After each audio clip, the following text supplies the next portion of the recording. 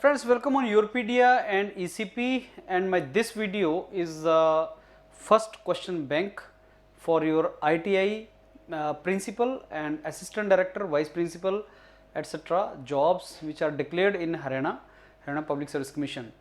Skill से related, skill development से related और ITI में बहुत सी जॉब्स आती हैं अलग अलग स्टेट में। उसमें कुछ स्किल डेवलपमेंट से रिलेटेड गवर्नमेंट की policies, skill development programs, terminologies, वहाँ से क्वेश्चन आते हैं। और पीछे Madhya Pradesh public service commission ने जो ITI प्रिंसिपल का एग्ज़ाम लिया था उसमें भी बहुत से क्वेश्चंस वहाँ से पूछे गए थे। जितने भी प्रीवियस ईयर्स में क्वेश्चन हुए हैं, पेपर हुए हैं मध्य प्रदेश पब्लिक सर्विस कमीशन या और जगह पे हुए हैं, उनसे हमने लेके और हमने और बाकी सोर्स को कंसल्ट करके क्वेश्चन बैंक बनाया है यूरोपीडिया के ऊपर। और अगर आप किसी भी एग्ज़ाम के लिए जा रहे हैं जो स्किल से रिलेटेड है तो ये बैंक आप क्वेश्चन बैंक जरूर करना, क्योंकि यहाँ से डायरेक्ट क्वेश्चन पूछे जाते हैं। कुछ Indira Gandhi national open university के जो कोर्सेज़ हैं या इस तरीके से जो ओपन स्कूल में कोर्सेज़ करवाए जाते हैं, वहाँ से काफ़ी अच्छे क्वेश्चंस फ्रेम किए जाते हैं इन स्किल डेवलपमेंट मॉड्यूल्स के लिए। तो यूरोपीडिया की टीम ने काफ़ी एक्सटेंसिव काम किया है इस क्वेश्चन बैंक को बनाने के लिए। एंड अगर आप एग्ज़ाम के लिए जा रहे हैं, प्लीज़ डोंट मिस इट, इसको ध्यान से करना और अच्छे तरीके से रिवीजन करके जाना। ये पहला क्वेश्चन बैंक का लेक्चर है और ये सिलेबस जो बेसिकली ये जो पोस्ट थी, not syllabus but this is a post जो हरियाणा पब्लिक सर्विस कमीशन ने डिक्लेयर की थी, 98 पोस्ट, जिसका एग्ज़ाम 15 सितंबर 2024 को होना है। और ये एक बहुत ही प्रेस्टिजियस जॉब आपके पास है और ये जॉब के लिए आपको, मेरे को लगता है, काफ़ी 100% एफर्ट लगा देना चाहिए। सफिशिएंट टाइम है और मेरे को लगता है कि आप इसमें इस एग्ज़ाम को निकाल सकते हैं। चलते हैं फ्रेंड्स अपने इस पहले क्वेश्चन बैंक की तरफ। और 3 टॉपिक्स हैं जहां से ये क्वेश्चन बैंक बना है और मेरे को लगता है मैं इसके ऐसे हम लोग कोई 4-5 क्वेश्चन बैंक बना सकते हैं जिनमें हंड्रेड्स ऑफ क्वेश्चंस हम लोग कर सकते हैं, जिसमें सारा टॉपिक कवर हो जाएंगे। तो अलग अलग जगह से क्वेश्चन उठाए गए हैं। National international scenario of skill development, academic and administrative management, यहाँ से क्वेश्चन उठाए गए हैं। उसी तरीके से स्किल डेवलपमेंट जो स्कीम्स हैं वहाँ से क्वेश्चन लिए गए हैं। तो इन सब के मिले जुले क्वेश्चंस आज आपको मैं इस फर्स्ट क्वेश्चन बैंक में दे रहा हूँ और इसको डिस्कस भी करेंगे। National institute of open schooling कब स्टार्ट किया गया था? NIOS, इसके एक्रोनिम जरूर याद किया करें आप कि NIOS स्टैंड क्या करता है, इसका मीनिंग क्या है। तो ये कब स्टार्ट हुआ था, इसको national institute of open schooling की हिस्ट्री क्या है, कब इसको स्टार्ट किया गया था। इसका पर्पस जो है प्री डिग्री लेवल जो डिग्री आप करते हैं आफ्टर 12th लेवल, तो प्री डिग्री लेवल तक बेसिकली जो अलग अलग ग्रुप है लर्नर का, उनको हेल्प करना। और इसके अंदर कुछ फ्लेक्सिबिलिटीज़ हैं। इसको स्टार्ट किया गया था central board of school education ने 1979 में। ये जो मैंने लाल रंग से लिखा होता है फ्रेंड्स, इसको आपने कॉपी के ऊपर नोट करना होता है। और 1986 में नेशनल पॉलिसी आई थी एजुकेशन के ऊपर। 3 नेशनल एजुकेशन पॉलिसीज आई हैं, 1968, 1986 एंड 2000। ये 3 पॉलिसीज हैं और तीनों पॉलिसीज में क्या है आपको पता होना चाहिए। और ये एग्जाम जो तुम्हारा हो रहा है अभी, ये 2024 में हो रहा है, तो नेशनल एजुकेशन पॉलिसी 2020 भी बहुत इंपॉर्टेंट रहेगा हमारा इस एग्जाम के लिए। 1986 में जो नेशनल एजुकेशन पॉलिसी आई थी उसने सजेस्ट किया था कि ओपन स्कूल सिस्टम को एक्सटेंड किया जाए, इसको और ज़्यादा फैलाया जाए और इसको बच्चों के करिकुलम के लिए, अलग अलग करिकुलम और सर्टिफिकेशन के लिए यूज़ किया जाए। तो बनाया कब था central board of school education ने? 1979 में। और फिर इसको किसने बोला कि इसको और ज़्यादा प्रमोट कर दो? नेशनल एजुकेशन पॉलिसी 1986 में। तो एक क्वेश्चन ऐसा भी फ्रेम किया जा सकता है कि नेशनल जो ओपन स्कूल हैं उनका कंसेप्ट क्रिएट तो 1979 में किया गया था, लेकिन इसकी एक्सटेंशन किसने सजेस्ट की थी? तो नेशनल एजुकेशन पॉलिसी 86 में। जो मैंने आपको बताया कि अभी तक 3 नेशनल एजुकेशन पॉलिसी आई हैं। ये जो भारतीय जनता पार्टी गवर्नमेंट है, इस गवर्नमेंट के रहते 2020 पॉलिसी आई, उससे पहले 68 और 86 2 नेशनल एजुकेशन पॉलिसीज आई हैं उससे पहले भी।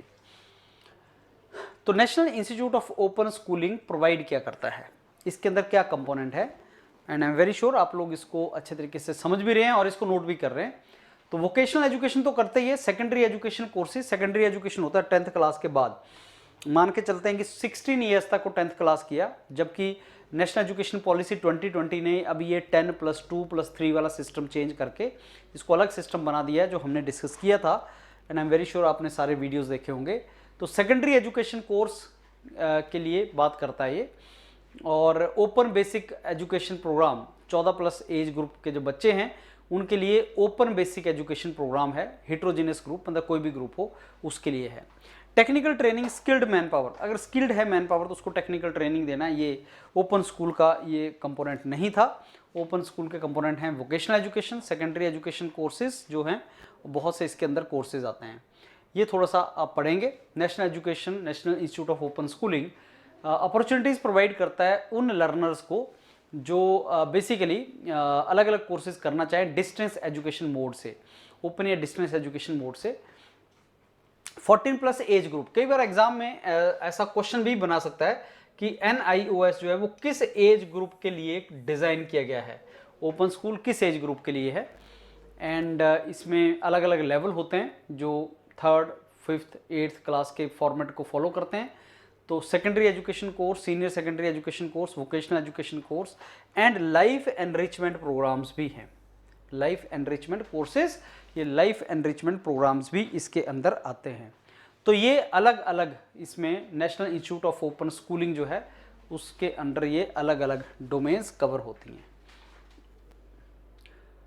कार्डिनल प्रिंसिपल क्या है एजुकेशन सिस्टम का, जो स्वयं में मेंशन्ड है। स्वयं भी, अब देखो मैंने आपको NIOS की फुल फॉर्म बताई, अब हम बात कर रहे हैं स्वयं की। तो स्वयं की फुल फॉर्म क्या है, ये कई बार एक्रोनिम भी पूछ लेगा आपसे, और क्या है स्वयं एजुकेशन। तो स्वयं का जो एक्रोनिम का फुल फॉर्म है इसको पहले आप देखो, study webs for active learning for young aspiring minds, ये स्वयं है।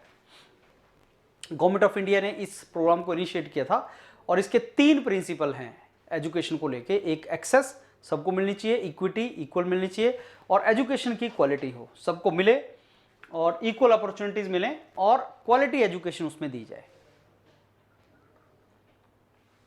ये 3 उसके अंदर स्वयं के अंदर जो था कार्डिनल प्रिंसिपल थे।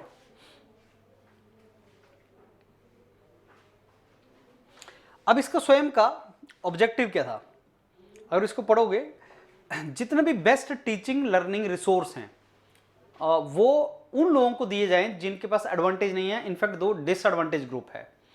ये एक डिजिटल डिवाइड को ब्रिज करने का तरीका है जो अभी तक डिजिटल रिवॉल्यूशन में जिसका यूज़ नहीं हुआ। जैसे हम बोलते हैं IT रिवॉल्यूशन आया और हम बोलते हैं कि इंडिया जो है एक नॉलेज इकोनॉमी बनने वाला है, IT रिवॉल्यूशन आया, नॉलेज इकोनॉमी बनने वाला है।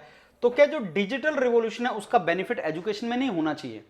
जो डिजिटल, हम बोल रहे हैं कि डिजिटल रिवॉल्यूशन आया हुआ है, इंटरनेट आसान हो गया है, पढ़ाने के तरीके आसान हो गए हैं, आप मेरा वीडियो देख पा रहे हैं कहीं पे बैठ के जहां इंटरनेट है।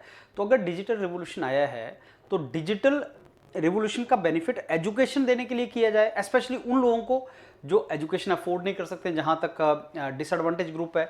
तो उसके लिए study web of active learning for young aspiring minds. So webs का मतलब यही होता है, आई मीन ऐसा आप प्रोवाइड करो, एक बेसिकली प्लेटफॉर्म प्रोवाइड करो जो डिजिटली हेल्प करे स्टूडेंट्स को लर्न करने के लिए, डिजिटल रिवॉल्यूशन का बेनिफिट हो। उसी के लिए स्वयं को क्रिएट किया गया था। किस फॉर्मेट में दिया जाता है स्वयं?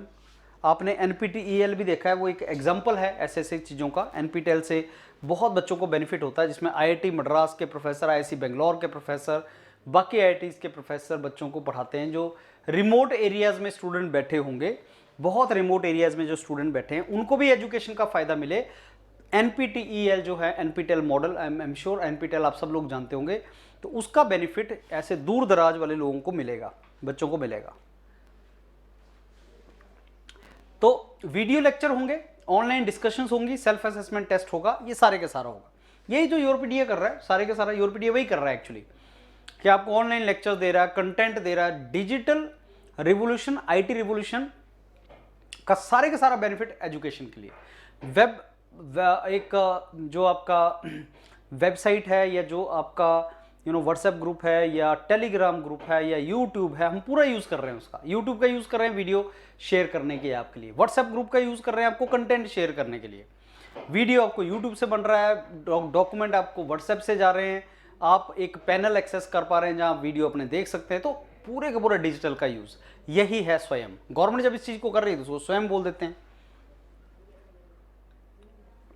सेल्फ असेसमेंट टेस्ट मीन्स आपका जो टेस्ट सीरीज है, तो स्वयं के 4 क्वाड्रेंट है, video lecture, specially prepared reading material. अब देख लो जो यूआरपीडी आपको दे रहा है, आप उसको आप बोलोगे अगर आपने कोई मॉड्यूल परचेज किया, सर वीडियो लेक्चर मिलेंगे, बिल्कुल मिलेंगे, कंटेंट मिलेगा, बिल्कुल मिलेगा, टेस्ट सीरीज मिलेगी, बिल्कुल मिलेगी, ऑनलाइन डिस्कशन डाउट क्लियरिंग होगा, बिल्कुल होगा। जब आप 1-to-1 क्लासें कर रहे हैं मेंटर्स के साथ, डाउट क्लियरिंग होगा। यही 4 कंपोनेंट जो यूआरपीडी दे रहा है स्वयं है।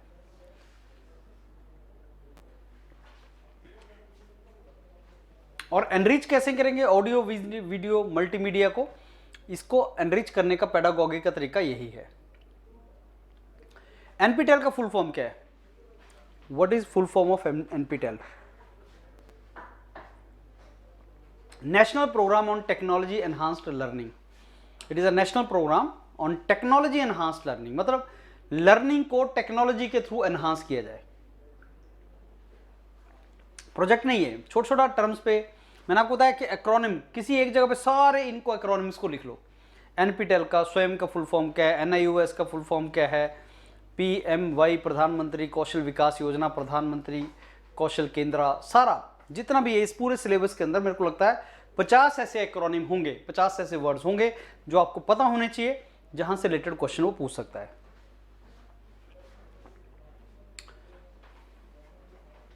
कुछ एनपीटेल से रिलेटेड क्वेश्चन, कौन सा ऐसी है स्टेटमेंट जो ट्रू नहीं है?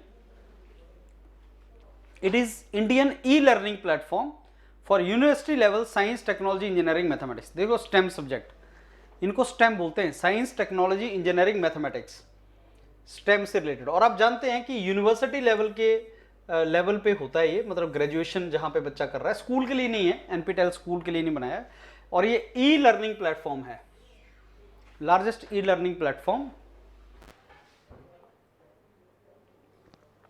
पहले इसको ministry of R and D, ministry of HRD बोलते थे, सॉरी, ह्यूमन रिसोर्स डेवलपमेंट, लेकिन अब ये मिनिस्ट्री ऑफ एजुकेशन है। और कुछ लोकल लैंग्वेजेस में भी इसको कन्वर्ट किया जा रहा है। इसका जो मटेरियल है वो IGNOU, Indira Gandhi national open university ने नहीं बनाया, बट आईआईटीज एंड आईआईएससी ने बनाया। आईआईटी एंड आईआईएससी ने इसका एनपीटीईएल का मटेरियल बनाया है।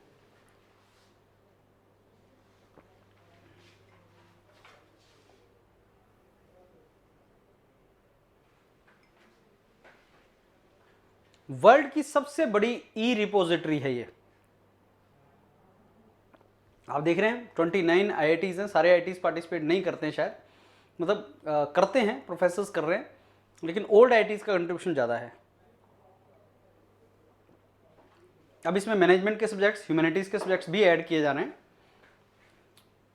और ये आईआईटीज और आईआईएससीज का एक ज्वाइंट प्रोग्राम है। और इसका पर्पस क्या है कि लेक्चर्स को, रिकॉर्डेड लेक्चर्स को ओपन एक्सेस में डाल दी जाए, यूट्यूब चैनल वगैरह में डाल दी जाए। पॉपुलर एनपीटेल कोर्सेज को हम लोकल लैंग्वेजेस में भी कन्वर्ट कर रहे हैं, अलग अलग लैंग्वेजेस में उनको डाल रहे हैं।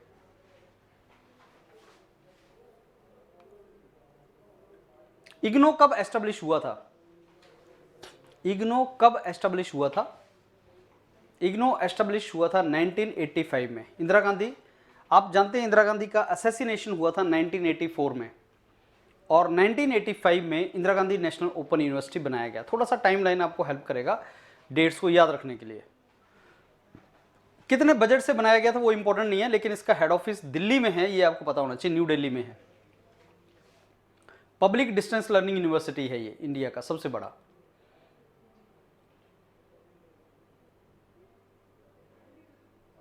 Largest university in the world, IGNOU.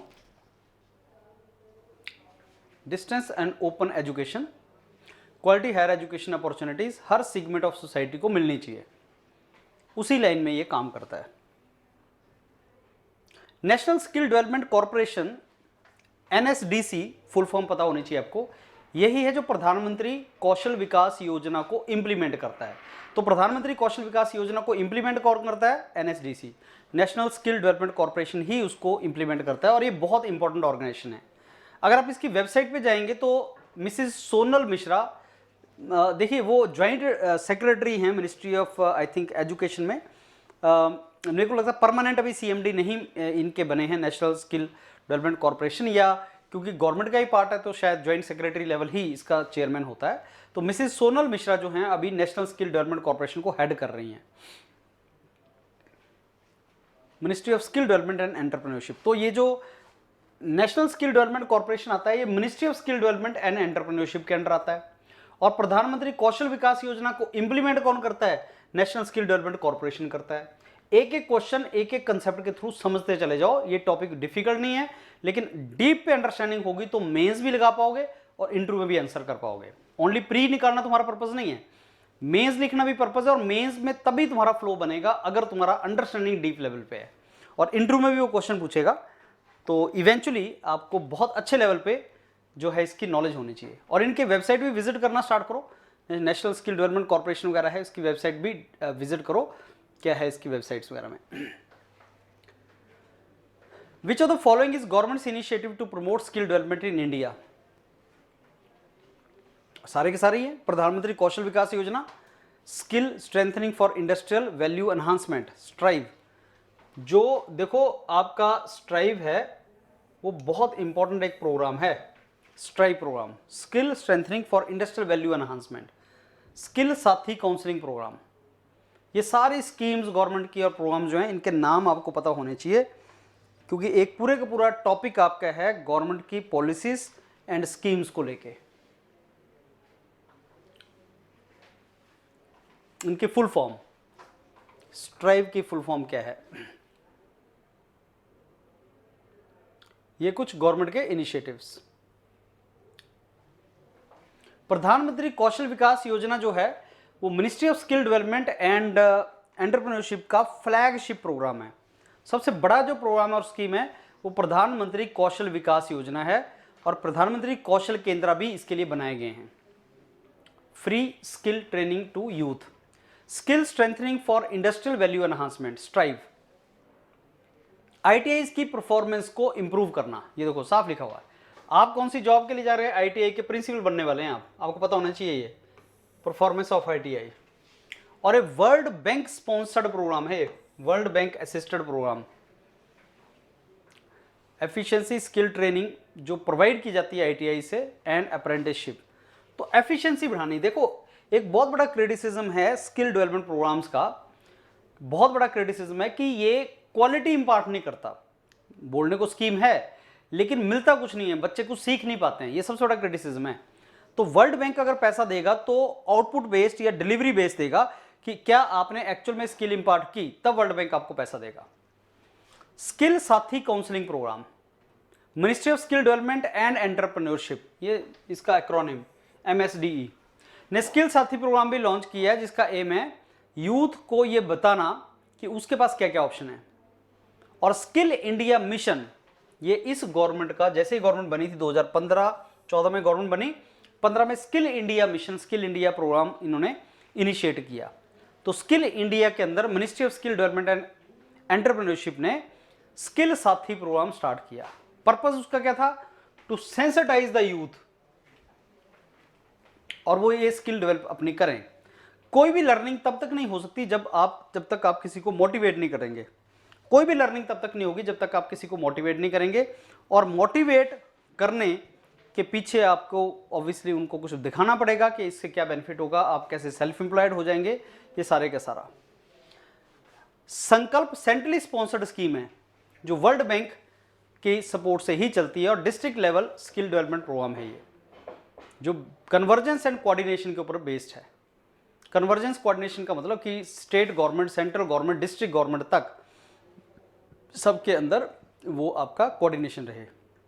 संकल्प एंड स्ट्राइव स्कीम बहुत इंपॉर्टेंट है फ्रेंड्स, और ये दोनों ही स्कीम्स आपकी वर्ल्ड बैंक स्पॉन्सर्ड हैं। अगर एग्जाम में क्वेश्चन आए इनमें से कौन सी स्कीम जो है वर्ल्ड बैंक स्पॉन्सर्ड है, तो संकल्प एंड स्ट्राइव दोनों स्कीम्स वर्ल्ड बैंक स्पॉन्सर्ड है, और दोनों का जो पर्पज है ऑलमोस्ट वो सेम ही है। प्रधानमंत्री कौशल केंद्र ये ट्रेनिंग सेंटर्स हैं जिनमें पर्पज ये था कि ट्रेनिंग दी जाए। आईटीआईज तो हैं, ये स्टेट गवर्नमेंट के अंडर हैं, ITIs are under state government. तो लाइफ लॉन्ग जो लर्निंग है, ट्रेनिंग है, वो दी जाए। हब ऑफ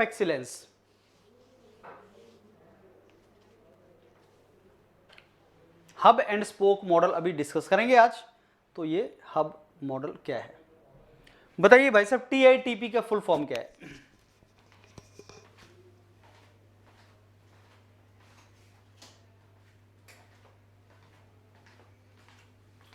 मैंने आपको बताया कि कुछ टर्मिनोलॉजी आपको पता होनी चाहिए, जैसे TITP, technical intern training program. Intern बहुत इंपॉर्टेंट चीज है, इंटर्नशिप। एंटर जैसे आपका अप्रेंटिसशिप है, इंटर्नशिप भी वैसी ही एक टर्म है, internship. Technical intern training program, रट लो इस टर्म्स को, रट लो क्या है।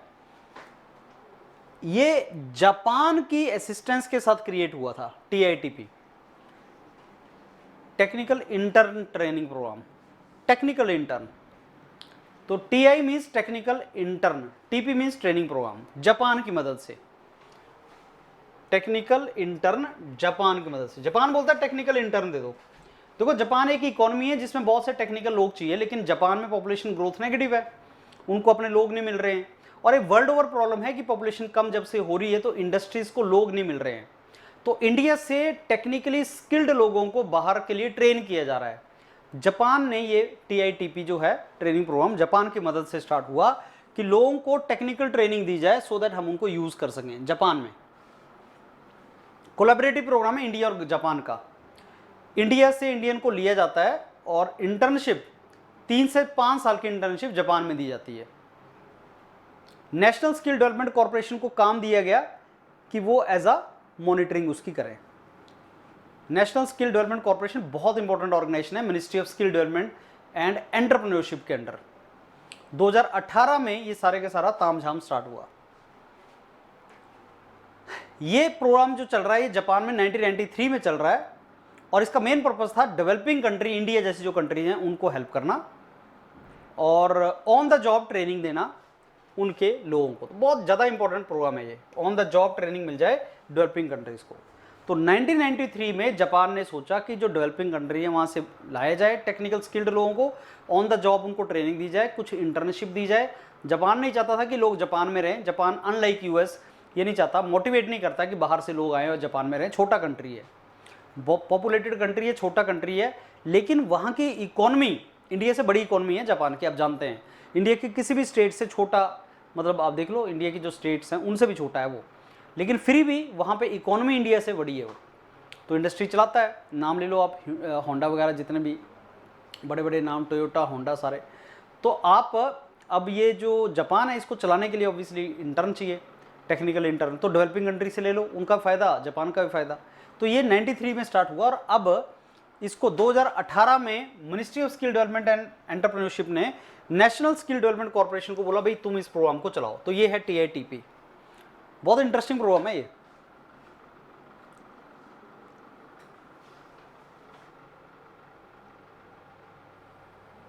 मिनिस्ट्री ऑफ एजुकेशन, ये ITIS गलती से उसमें टाइप हो जाता है, ये बेसिकली कोई और रख लो तो इसमें सारा ये जैसे मान लो इसमें हमने कोई मिनिस्ट्री रख ली थी, मिनिस्ट्री ऑफ इंफॉर्मेशन टेक्नोलॉजी जो भी है, तो NSDC इसको मॉनिटर करता है।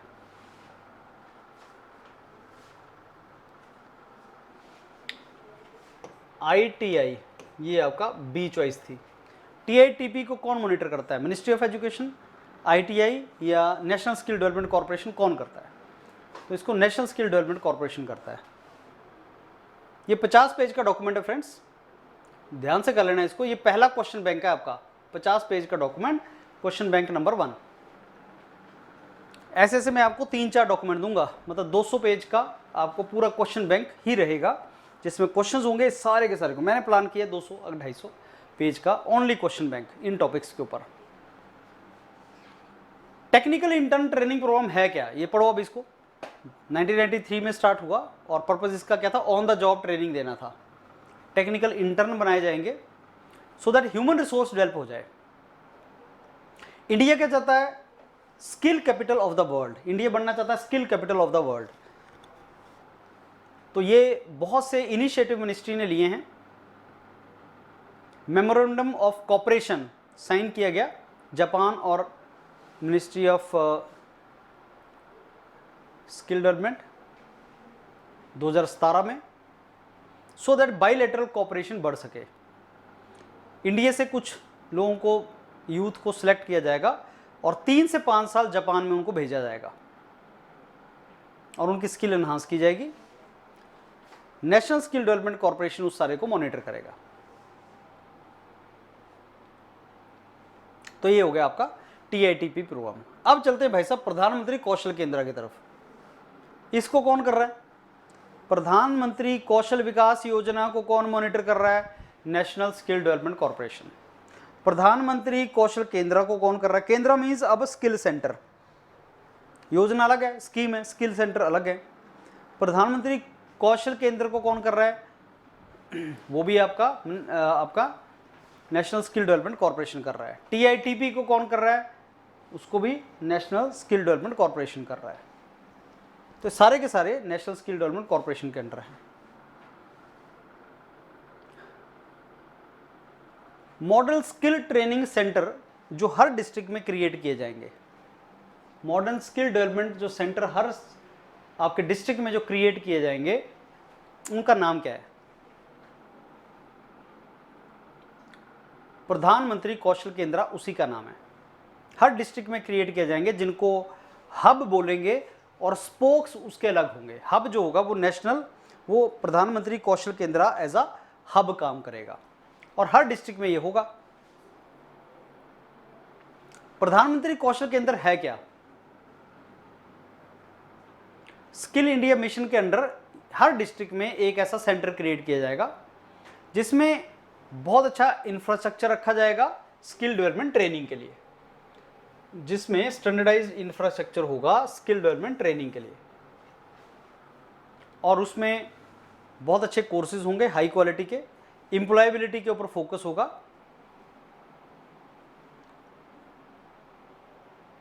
हर डिस्ट्रिक्ट में इसको क्रिएट किया जाएगा।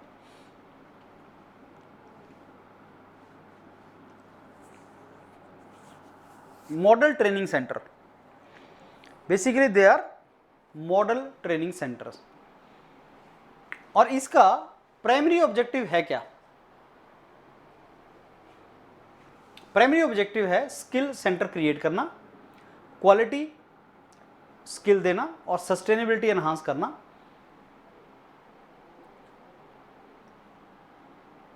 सस्टेनेबल इंस्टीट्यूशनल फ्रेमवर्क तैयार करना, कटिंग एज इंफ्रास्ट्रक्चर होता है इनमें, हाई क्वालिटी वोकेशनल ट्रेनिंग दी जाती है और ये सस्टेनेबल इंफ्रास्ट्रक्चर क्रिएट होता है। सस्टेनेबल मीन्स ऐसा नहीं कि 2-4 साल चले बंद हो जाए, ऐसा कि ये हमेशा अपने आप सस्टेन कर जाए, फंडिंग की रिक्वायरमेंट ना पड़े और खुद चलता रहे, और ये जिस पर्पस के लिए क्रिएट किया गया है वो पर्पस सॉल्व होता रहे, इसके लिए इसको बनाया जाता है।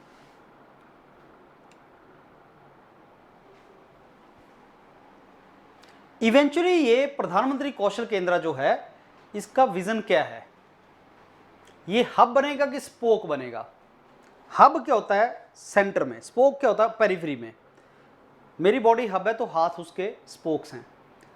जो सेंटर में होता है, डिस्ट्रिक्ट में होगा, वो होगा आपका प्रधानमंत्री कौशल केंद्र एज अ हब, और स्पोक होंगे उसके जो और एक्सटेंडेड सेंटर हैं। और एक और बात बता दें, इनको जो सेंटर्स को चलाएगा वो एक पर्टिकुलर प्लेयर होगा, एक्सपर्ट होगा, और वही हब को भी चलाएगा, वही स्पोक्स को भी चलाएगा। जो ट्रेनिंग एक्सपर्ट्स होंगे वो बेसिकली गवर्नमेंट के बॉडी नहीं होंगे, वो आउटसोर्स किया जाएगा। स्किल डेवलपमेंट ट्रेनिंग के लिए हब बनाए जाएंगे और ट्रेनिंग स्पोक्स बनेंगे, नेटवर्क बनेगा ट्रेनिंग स्पोक्स का डिस्ट्रिक्ट में। अब पूरे डिस्ट्रिक्ट में ऐसा नहीं है ना, डिस्ट्रिक्ट कई बहुत बड़े हैं, सारा बच्चा एक ही जगह पे नहीं आ सकता है, डिस्ट्रिक्ट बहुत बड़ा है। तो जैसे स्कूल की चेन होती है, अलग अलग जगह पे है, वैसे ही डिस्ट्रिक्ट हॉस्पिटल है और पब्लिक हेल्थ सेंटर अलग अलग जगह पे बनते हैं। वैसे ही एक ट्रेनिंग सेंटर जो सेंटर में बनेगा हब, और उसके बाद उसके स्पोक्स होंगे। तो एक हब कई स्पोक्स को चलाएगा, so that skill development training मिल सके लोगों को। क्वालिटी होगा ट्रेनिंग की, ट्रेनर की, इंटरनल असेसमेंट, मोबिलाइजेशन, ये टर्म्स थोड़ी सी पढ़ के जाना, क्योंकि इससे रिलेटेड है ये, कैसे आप इसको रन करोगे। तो इसको हब एंड स्पोक मॉडल बोलते हैं स्किल डेवलपमेंट का, hub and spoke model.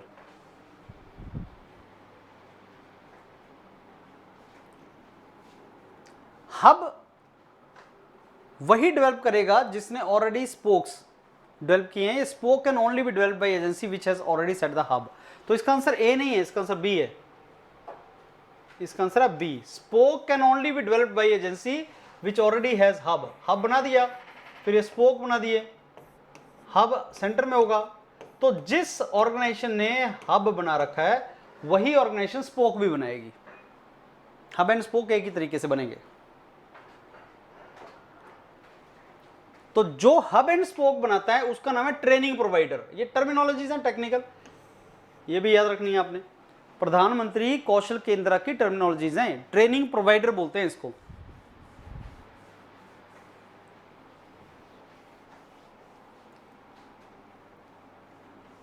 Training provider को प्रधानमंत्री कौशल केंद्र मिलेगा, हब सेंटर मिलेगा डिस्ट्रिक्ट में, एंड वही फिर आपका बनाएगा स्पोक्स, क्लस्टर्स बनेगा।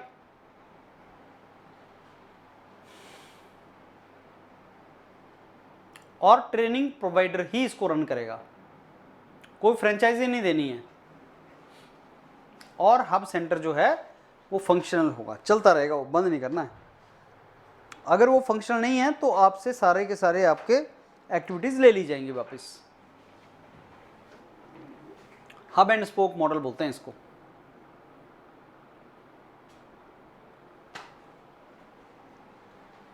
हाँ जी, as per hub and spoke model minimum number of candidate किसी भी सेंटर और हब पे कितने होने चाहिए, कितने होने चाहिए मिनिमम हब में। स्पोक में नहीं बोल रहा, वो हब में बोल रहा है। तो 250 से 500। डाटा से दिया हुआ, इसको एक बार गो थ्रू करेंगे। ए बी सी 3 कैटेगरीज में डाला हुआ इसने, हब भी 3 कैटेगरी के, ए बी सी कैटेगरी के hub. Minimum number of candidates कितने हैं? 500, 375, 250, सी कैटेगरी में 250, ए कैटेगरी में। तो 250 से 500 लोग हब में होने चाहिए, बच्चे जिनके आप ट्रेनिंग करवा रहे हैं, जिनके आप ट्रेनिंग करवा रहे हैं वो इतने होने चाहिए।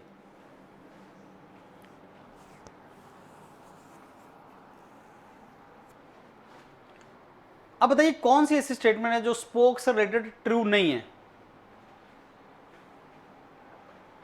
सारी सही है।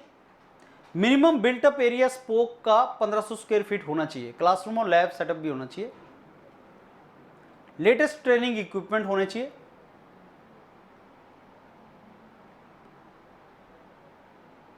ऐसे भी आपको स्पोक बनाने हैं जहां पीपल विद डिसेबिलिटी या वुमेन के ऊपर भी फोकस किया जाए, ऐसे स्पोक आपको बनाने हैं। तो हब और स्पोक के बारे में गाइडलाइंस बाद में आपने देखिए, प्रिंसिपल लगना है आईटीआई के या आपने असिस्टेंट डायरेक्टर लगना है आईटीआई के, तो आपको पता होना चाहिए इसको किस तरीके से। ये नॉलेज आपको बहुत हेल्पफुल होगी आगे बाद में जॉब करते टाइम भी। मेंस और इंटरव्यू में तो है ही, बाद में भी इसका आपको बहुत हेल्प होने वाला है। स्पोक को डिफाइन कैसे करते हैं? सारे के सारे बिल्ट अप एरिया जो 1500 स्क्वायर फीट है, क्लासरूम लैब सेटअप करनी है आपने, लेटेस्ट ट्रेनिंग इक्विपमेंट होने चाहिए, ये सारे के सारा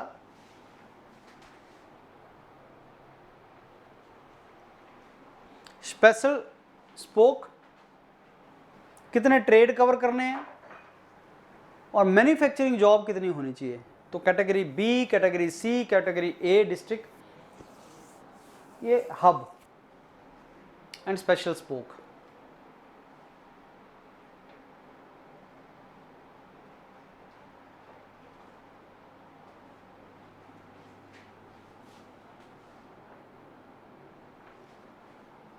उन्होंने कई बार मेंशन भी किया होता है कि ट्रेनिंग कौन से सेक्टर में देनी है आपको, एग्रीकल्चर, माइनिंग, ऐसी भी ट्रेनिंग इस डायरेक्शन में भी मिलनी चाहिए।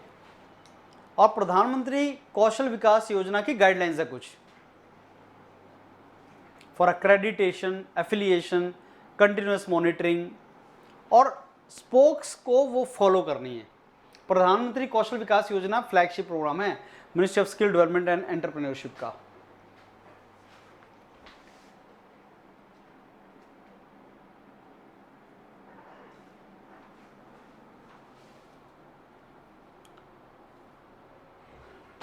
हब एंड स्पोक के बीच में कोऑर्डिनेशन को कौन सी चीज रिफ्लेक्ट करती है?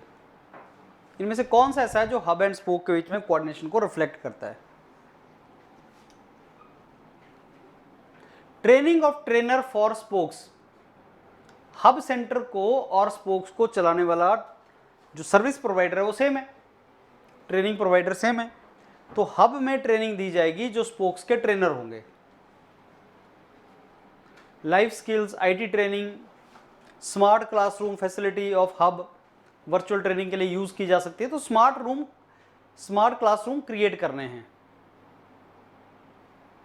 और ये सारी की सारी चीजें उसको प्रोवाइड करनी है। तो सिनर्जी बहुत जरूरी है, मतलब कोऑर्डिनेशन बहुत जरूरी है हब एंड स्पोक के बीच में। हब और स्पोक तो मैंने आपको बताया क्या है, तो इन दोनों के बीच में कोऑर्डिनेशन और सिनर्जी बहुत जरूरी है। कोऑर्डिनेशन में काम करना पड़ेगा, ट्रेनर्स को ट्रेनिंग देनी पड़ेगी, स्मार्ट क्लासरूम फैसिलिटी प्रोवाइड करनी पड़ेगी, प्लेसमेंट इंटरव्यू वगैरह के लिए गाइडलाइंस देनी पड़ेगी, pre and post training counselling support भी देनी पड़ेगी, क्योंकि आपकी प्लेसमेंट्स भी तो करवानी है बाद में बच्चों की। तो ये बहुत ज़्यादा इंपॉर्टेंट है, मटेरियल मैनेजमेंट, ये सब लर्निंग कंटेंट। तो जो इंफ्रास्ट्रक्चर है स्पोक्स के पास वो शायद उतना ना हो जितना हब के पास है, तो उस इंफ्रास्ट्रक्चर को प्रॉपर तरीके से यूज़ करना बहुत ज़्यादा इंपॉर्टेंट है। उस इंफ्रास्ट्रक्चर को प्रॉपर तरीके से यूटिलाइज करना बहुत ज़रूरी है।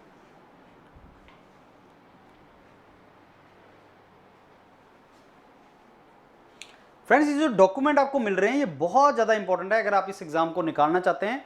आईटीआई प्रिंसिपल असिस्टेंट डायरेक्टर बहुत अच्छी अपॉर्चुनिटी है।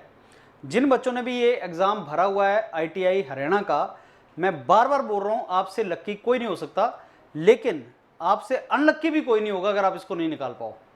इसलिए इसको मिस मत करना। मेंस भी आएगा, इंटरव्यू भी आएगा। योरपीडिया आपको मेंस इंटरव्यू सबकी गाइडेंस दे रहा है। मेंस तब निकलेगा आप लिख लिख के प्रैक्टिस करोगे। इमीडिएटली 15 सितंबर के बाद हम स्टार्ट कर देंगे, फिर इंटरव्यू होगा। इवेंचुअली जब जॉब लग जाएगी तो आपकी लाइफ का एक टाइप का स्ट्रगल खत्म हो जाएगा। तो इसलिए ये बहुत ज़्यादा इंपॉर्टेंट है, ध्यान से रिवाइज करना। नेशनल स्किल डेवलपमेंट कॉर्पोरेशन सीखो और कमाओ, लर्न एंड अर्न, कहाँ चला रहा है? बहुत ज़्यादा इंपॉर्टेंट।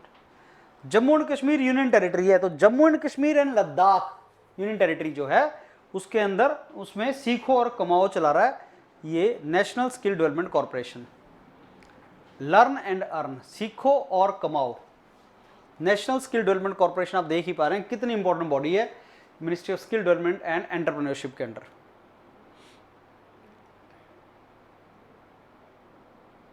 सीखो और कमाओ।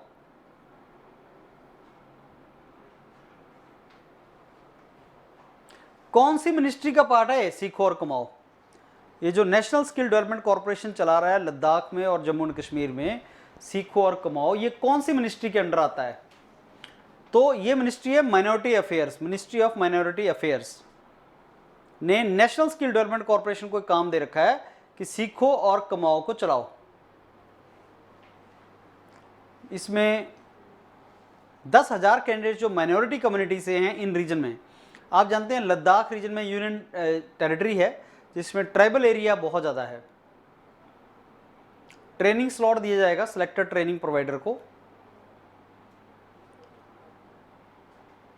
ट्रेनिंग प्रोवाइडर्स को ट्रेनिंग स्लॉट दिया जाएगा और उनको ट्रेनिंग दी जाएगी इसके अंदर।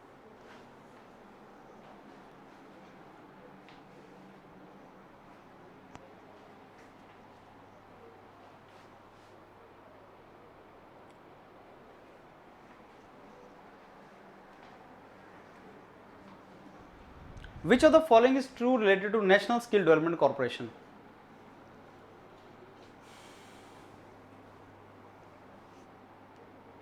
ये 31 जुलाई 2008 को बना था, not for profit public limited company. Company act 1956 के अंडर बना था। ये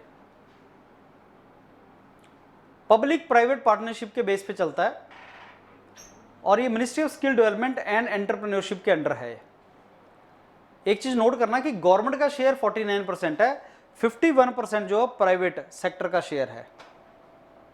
और नेशनल स्किल डेवलपमेंट कॉर्पोरेशन बहुत इंपॉर्टेंट एक बेसिकली कंपनी है, not for profit public limited company. Private limited company होती है, जैसे यूआरपीडी एक प्राइवेट लिमिटेड कंपनी है, गवर्नमेंट का या पब्लिक का इसमें स्टेक नहीं है। लेकिन पब्लिक लिमिटेड कंपनी जिसमें गवर्नमेंट का स्टेक होता है, तो 49% गवर्नमेंट का स्टेक है, 51% प्राइवेट सेक्टर का स्टेक होता है।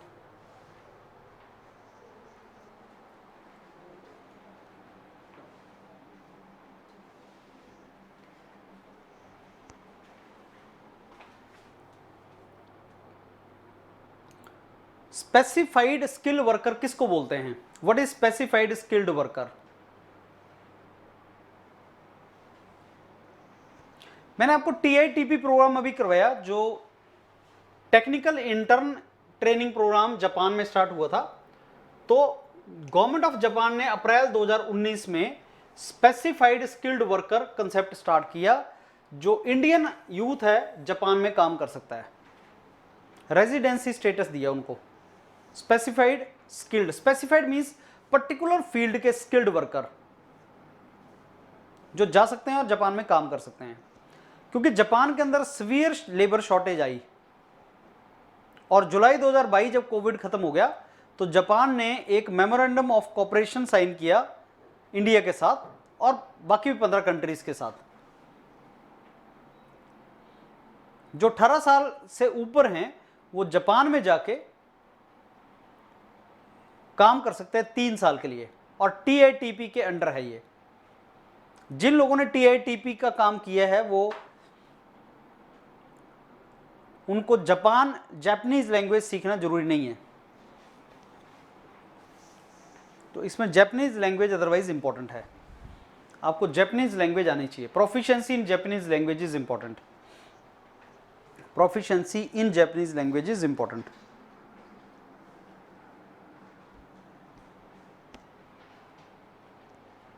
तो कितने ऐसे सेक्टर हैं जो स्पेसिफाइड, जो स्किल्ड वर्कर प्रोग्राम के अंडर आते हैं? ऐसे कितने सेक्टर हैं जो स्पेसिफाइड स्किल्ड वर्कर प्रोग्राम के अंडर आते हैं?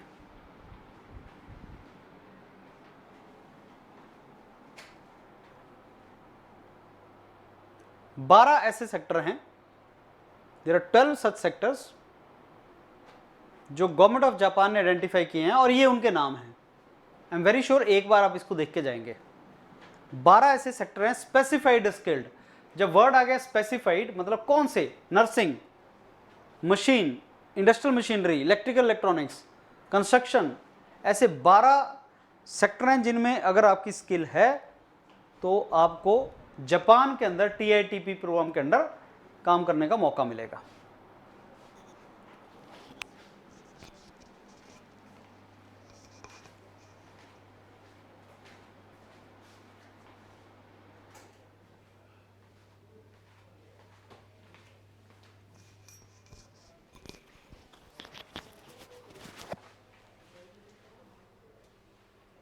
स्वदेश का फुल फॉर्म क्या है? स्वदेश कार्ड होता है एक, स्वदेश कार्ड, उसका फुल फॉर्म क्या है?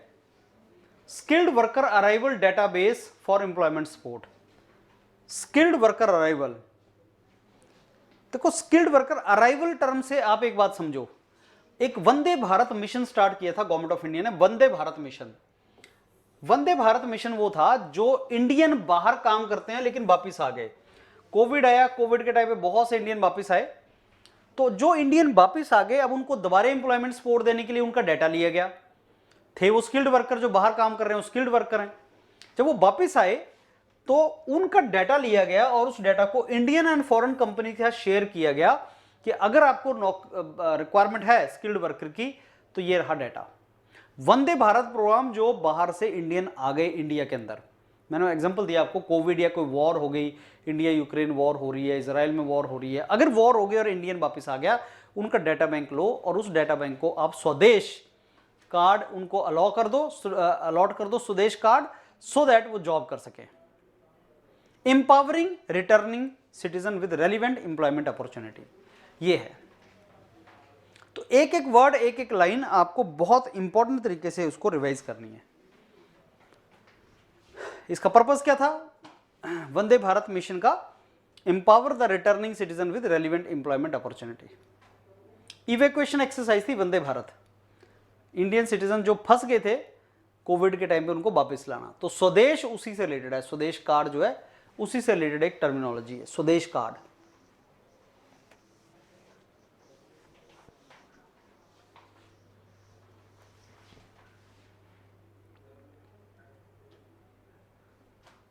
प्रधानमंत्री कौशल विकास योजना बहुत ज़्यादा इंपॉर्टेंट प्रोग्राम, बहुत ज़्यादा इंपॉर्टेंट स्कीम, और ये स्किल एनहांसमेंट जो फ्लैगशिप प्रोग्राम है ministry of skill development and entrepreneurship MSDE का, ये आपका फ्लैगशिप स्कीम है और इसको national skill development corporation implement करती है। बिल्कुल सही बात है।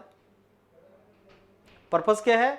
इंडियन यूथ को स्किल एनहांस कराना सो दैट उनको जॉब लग सके, वो सेल्फ एम्प्लॉयड हो सकें, ये पर्पस है इसका। प्रधानमंत्री Kaushal Vikas Yojana flagship program of ministry of skill development and entrepreneurship. Prime minister Pradhan Mantri Kaushal Vikas योजना को बहुत डिटेल में करके जाना, बिकॉज ये फ्लैगशिप प्रोग्राम है, मेन प्रोग्राम है ministry of skill development and entrepreneurship का। यहां से क्वेश्चन पॉजिटिवली पूछता है वो। अगर वो रिटन में नहीं, इसमें प्री में नहीं पूछेगा तो मेंस में पूछेगा, मेंस में नहीं पूछेगा तो इंटरव्यू में पूछेगा। और ये जो डॉक्यूमेंट अभी हम कर रहे हैं फ्रेंड्स, ये प्री के लिए नहीं है, ये मेंस के लिए भी है और इंटरव्यू के लिए भी है। तो आपका पर्पस जो है प्री क्वालिफाई करना नहीं हो सकता, ओनली मेंस भी करना है और इंटरव्यू भी करना है। शॉर्ट टर्म ट्रेनिंग क्या है? जो school and college drop out हैं या अनएम्प्लॉयड हैं, शॉर्ट टर्म ट्रेनिंग उनके लिए दी जाती है ट्रेनिंग सेंटर्स पे। और जो ट्रेनिंग दी जाती है वो नेशनल स्किल क्वालिफिकेशन फ्रेमवर्क है, NSQF, बहुत इंपॉर्टेंट फ्रेमवर्क, उसके अंडर दी जाती है। Soft skills, entrepreneurship, financial, digital literacy, ये सारी स्किल्स उनको इंपार्ट की जाती हैं। और उसके बाद प्लेसमेंट असिस्टेंस भी दिया जाता है ट्रेनिंग प्रोवाइडर से। अब देखो ये टर्मिनोलॉजी शायद तुम थोड़ी थोड़ी समझ पा रहे हो। ट्रेनिंग प्रोवाइडर वो जो प्रधानमंत्री कौशल केंद्र, जो प्राइम मिनिस्टर कौशल केंद्र चला रहा है, हब एंड स्पोक चला रहा है, वो ट्रेनिंग प्रोवाइडर। उसने प्लेसमेंट असिस्टेंस भी देना है, उसने असेसमेंट भी करनी है कैंडिडेट्स की, उसने उसकी स्किल भी बढ़ानी है। स्किल जो दी जाएगी, कौन सी स्किल दी जाएगी, वो एक फ्रेमवर्क में मेंशन है जिसका नाम है national skill qualification framework. National skill qualification framework है वो।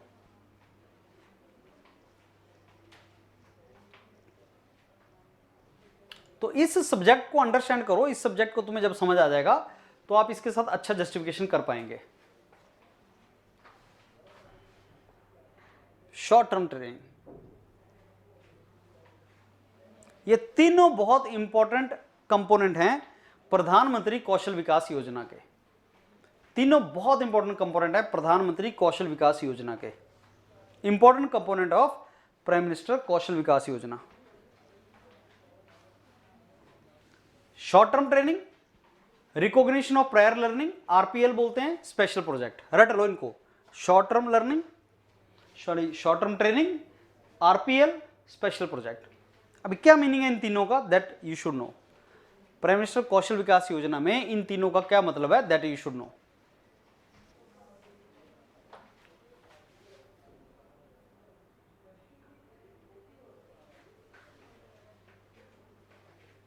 Recognition of prior learning, RPL, किस किस फॉर्मेट में है RPL camp, employer premises, centres, all. RPL has RPL camp, there are camps, there are centers, and even at employers premises. Recognition of prior learning, try to understand what is the recognition of prior learning. Suppose you go to some village and you find that in the village there is a carpenter. He is not having any qualification, but he is a skilled fellow in carpentry. Carpentry पढ़ के नहीं आती, करके आती है। Welding करके आती है, वेल्डिंग में ना पढ़ो। अगर मैं इलिटरेट हूं लेकिन वेल्डिंग तो कर सकता हूं, कारपेंट्री तो कर सकता हूं, मैसनरी तो कर सकता हूं, आई कैन बी स्किल्ड। तो to bring him into regular, अब इंडस्ट्रीज में जब जाता है तो क्वालिफिकेशन भी पूछता है। तो प्रधानमंत्री कौशल विकास योजना जो है वो ये बोलती है कि आप इनको सर्टिफिकेट दे दो, जो स्किल जानते हैं उनको सर्टिफिकेट दे दो। इसको बोलते हैं recognition of prior learning.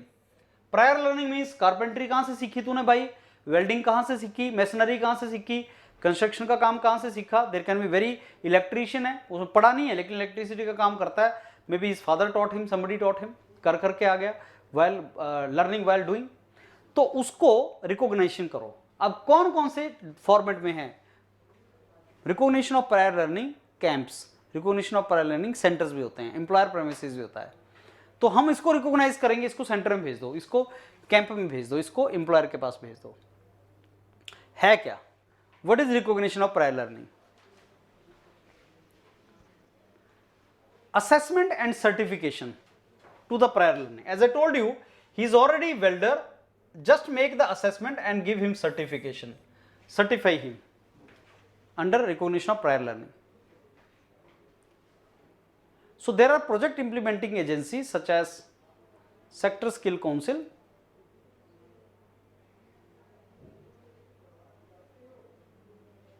so there are three models: camp, employer premises and centers.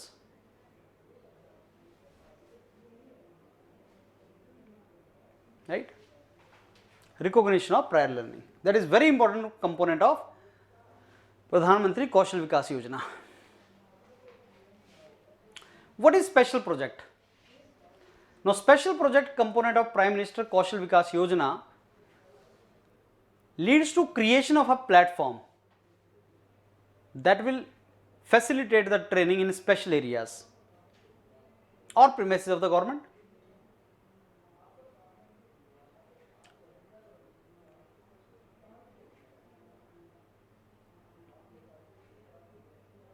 Special project means any particular organization, including government organization, may be requiring, people for implementing special project.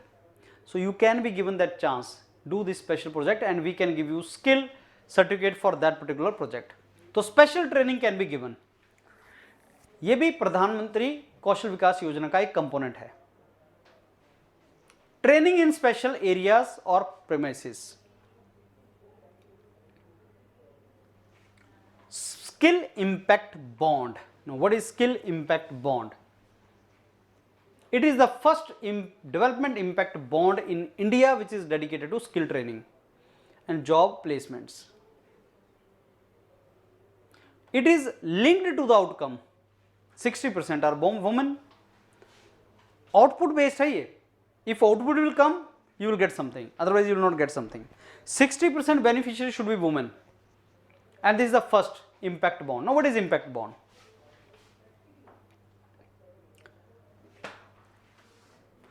$50,000 Indians should be trained in 4 years. 60% should be women. Private sector's money will be used, and it is outcome based. And it focuses on job placement and retention. Training nahi. It is the finance tool where focus is on the outcome. That you will get money if outcome comes. Training nahi. जैसे let me tell you what is the outcome based. I am teaching somebody, some students, a group of 30 students I am teaching. मेरी salary तब मिलेगी अगर 30 के 30 बच्चे पास हो जाएंगे, job लग जाएगी, जो भी है. मैं बोलूँगा नहीं ये फेल हो गए क्यों, पढ़े नहीं, मेरे को उससे मतलब नहीं. मैं ये नहीं बोल सकता मैंने बहुत अच्छा पढ़ा दिया इनको, I taught them very well. वो इनपुट है, पढ़ाना एक इनपुट है, जॉब लगना आउटपुट है. तो जॉब लगना प्लेसमेंट से रिलेटेड ये आपका बेसिकली एक टूल है. So there is a collaboration part also involved in this. So funding is arranged or funding is linked with the outcome.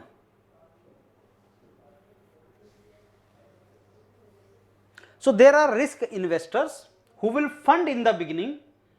शुरू में फंडिंग रिस्क इन्वेस्टर करेगा जो रिस्क ले लेता है.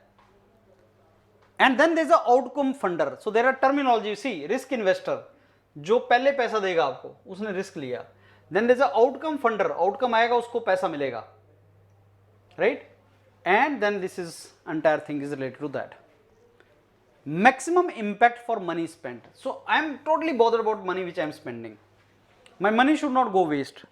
अभी तक गवर्नमेंट की जितनी स्कीम्स हैं उनका मेन क्रिटिसिज्म क्या है कि whenever government starts some scheme it does not give the result and money goes waste. So this is related to the money spent. Skill impact bond is collaborative effort by what? ये सारे हैं. National skill development corporation is there, There is a Dell Foundation is there, which is a risk investor. Dell Foundation is risk investor, जो risk लेता है. And outcome funder are, these are the outcome funder. So these all collaborative effort by these. Next slide will tell you who are the members involved in this.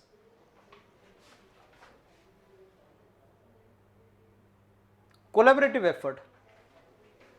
National Skill Development Corporation in partition with a coalition that includes National Skill Development Corporation as the risk investors, outcome funders are there, technical partners are there, performance managers are there. See, so National Skill Development Corporation in partnership with risk investor, outcome funders, transaction managers, technical partners, performance managers, और उनके नाम भी हैं. तो ये आपका bond उन्होंने start किया.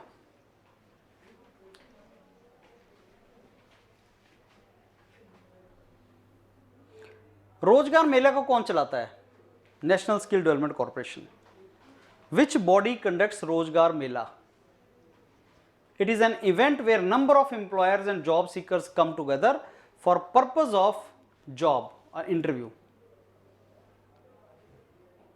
Employment strategy है fast track meeting of job seekers and employers. Employers और job seekers को बुलाया जाता है, एक रोजगार मेला किया जाता है, जिसको जो चाहिए उसको मिल जाता है.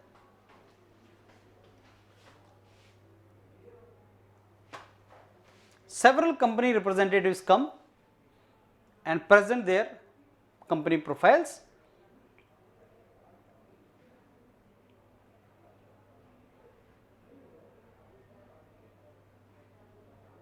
फाइव to 100 एम्प्लॉयर्स आते हैं और बहुत से जॉब सीकर आते हैं.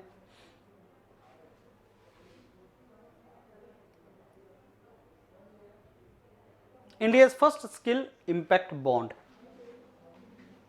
इम्पैक्ट मनी का impact for sustained employment. And who are the partners? Consortium of partners. So who are the consortium of partners? Consortium of partners.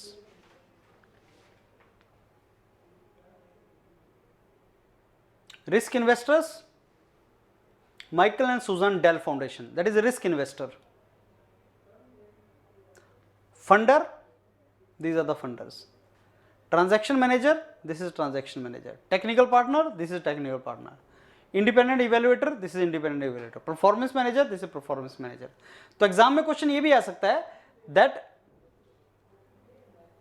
Skill impact bond में कौन कौन से इन्वॉल्व होते हैं लोग? रिस्क इन्वेस्टर इन्वॉल्व होते हैं, फंडर इन्वॉल्व होते हैं, ट्रांजैक्शन मैनेजर, परफॉर्मेंस मैनेजर, कौन कौन इन्वॉल्व होता है? That question can also be asked.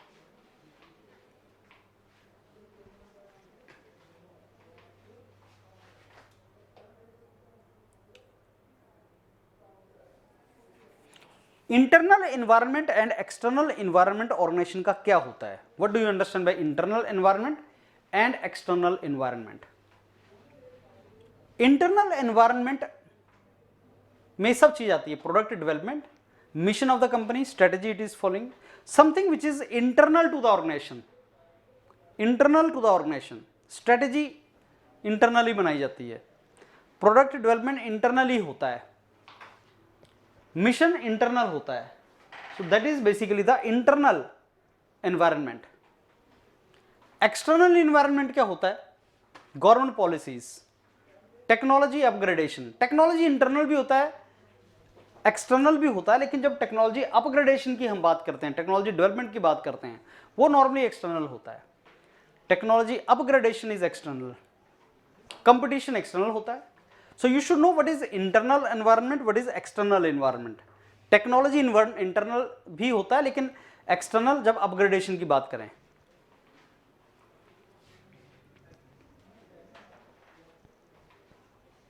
Organization when it is to compete in the global market, you should be aware about the internal and external environment both. जो organisation control कर सके तो internal environment, जैसे culture हो गया, product development हो गया, mission strategy हो गया, they all are internal environment. External environment on the other hand means सारे ऑर्गेनाइजेशन के आउटसाइड वाला काम, जो ऑर्गेनाइजेशन के आउटसाइड वाला काम है वो external environment. Company must prepare and respond to the factors. External environment में क्या आता है? Economy, change in technology, regulation, competition, socio economic factor, ये सारे के सारे कहाँ आते हैं? आपके एक्सटर्नल एनवायरनमेंट में। This all are external environment. Internal and external environment is a part of your syllabus. So understand what is internal environment, what is external environment.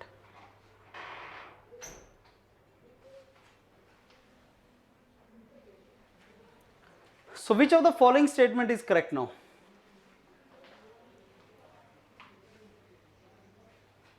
Technology can be internal, can be external. बिल्कुल सही है। जैसे जैसे technology का use आप बढ़ाओगे, organisation आपकी flat होती चली जाएगी एंड सारा वर्क कल्चर डिसेंट्रलाइज होता चला जाएगा। So all these statements are correct. All these statements are correct. All you should know is what is the meaning of this. Technology in the organization is part of internal environment and it is also part of external environment. Technology is nothing but tool, equipment, knowledge required, service. So technology can be internal, it can be external. Internal environment, external environment. Technology can be part of both. जैसे जैसे technology का use आप बढ़ाओगे, organization structure आपका flat होता चला जाएगा। Flat means what? Few managers will be required, small management.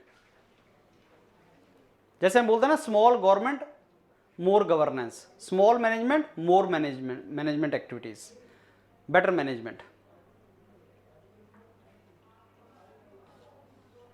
As the technology you improve, less employees are required.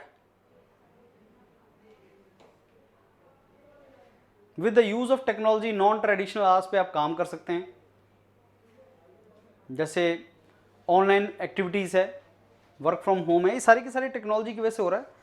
कम लोग यूज़ हो रहे हैं, अब आप ज़्यादा से ज़्यादा फ्लेक्सिबिलिटी दे रहे हैं।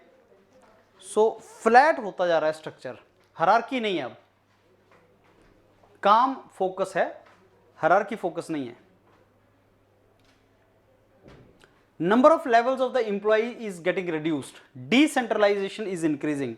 With more and more technologies, the level of employees is reducing. Structure is becoming more horizontal. I mean, everybody is doing their work, and hierarchy is missing. SWOT analysis में कुछ क्वेश्चन है SWOT analysis से related हैं। SWOT। Company ने एक unique product launch किया है जिसके लिए कोई कंपटीटर नहीं है, तो ये किस चीज का एग्जांपल है? If you do not have competitor, that means there is a great opportunity. And your PDA का स्वॉट एनालिसिस अगर आप करोगे तो यही होता है। हमारे जो प्रोडक्ट होते हैं उसमें कंपटीशन नहीं होता, एंड इसलिए हमें ग्रोथ मिलने के चांस होते हैं। So I am telling you the USP of your PDA. USP of your PDA is the basically we have less competitor, so more opportunity, and that is USP हमारी strength भी होती है।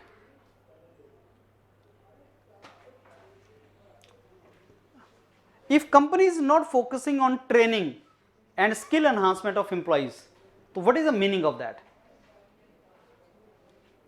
That means it is a threat.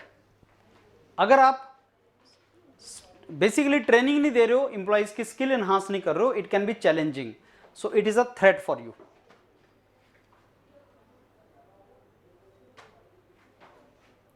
Which of the following SWOT elements are internal factor? मैंने आपको internal external environment factor बताया।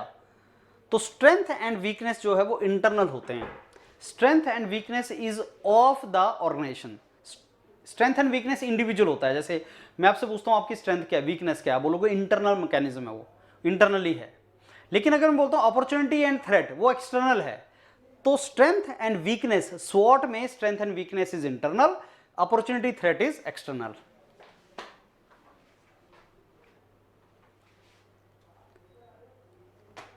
Why SWOT analysis is done? You should know why SWOT analysis is done. To build the strength, yes. Minimize the weakness, yes. to reduce opportunity. Why will reduce opportunity? So C is wrong.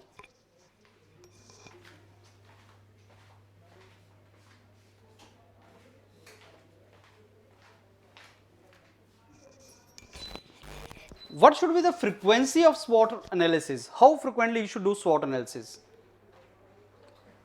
At least once in a year.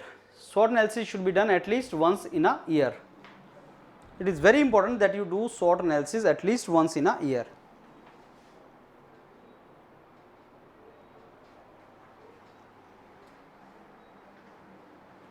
Which of the following can be your strength? Yes. Location of a business. Location of a business. Suppose you are sitting in hub of the center of the market. बिल्कुल, तो आपकी strength है. You will say my petrol pump is at a place जहाँ बहुत से लोग आते हैं, कस्टमर. लोकेशन मेरी स्ट्रेंथ है. That is internal to the organization. Which of the following can be weakness in SWOT analysis? Poor quality of goods and services which I am giving is my weakness. Developing markets such as internet can be opportunity. Competitor with access to better channel of distribution can be threat.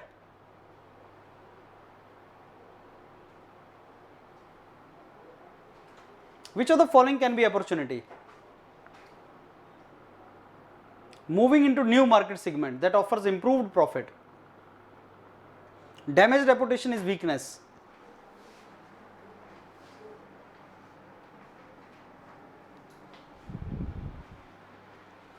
Which of the following could be a threat?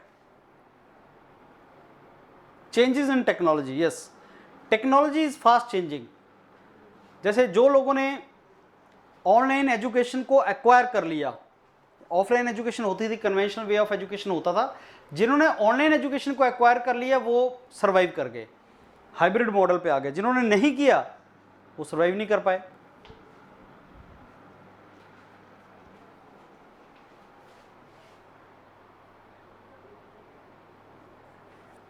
Which of the following is true about preparing of SWOT analysis?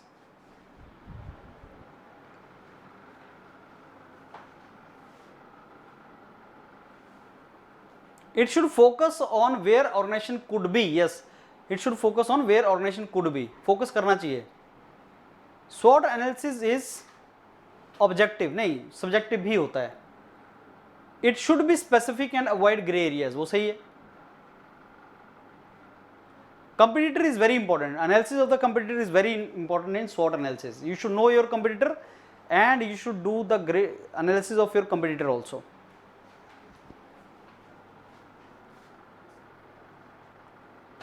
SWOT analysis normally करता कौन है? Who conducts the SWOT analysis normally? Who will conduct the SWOT analysis? Yes, it is done by the managers. जो managers होते हैं उन्हीं को SWOT analysis करना होता है. Managers only are to do SWOT analysis.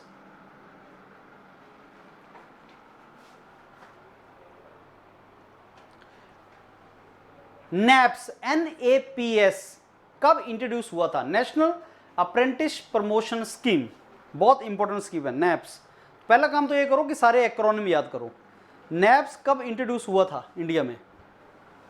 1 अक्टूबर 2016 को इंट्रोड्यूस हुआ था. अप्रेंटिसशिप क्या होती है?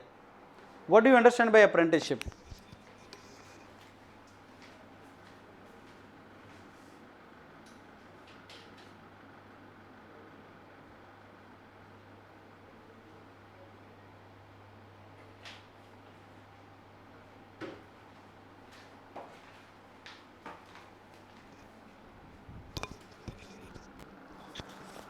Apprenticeship is what?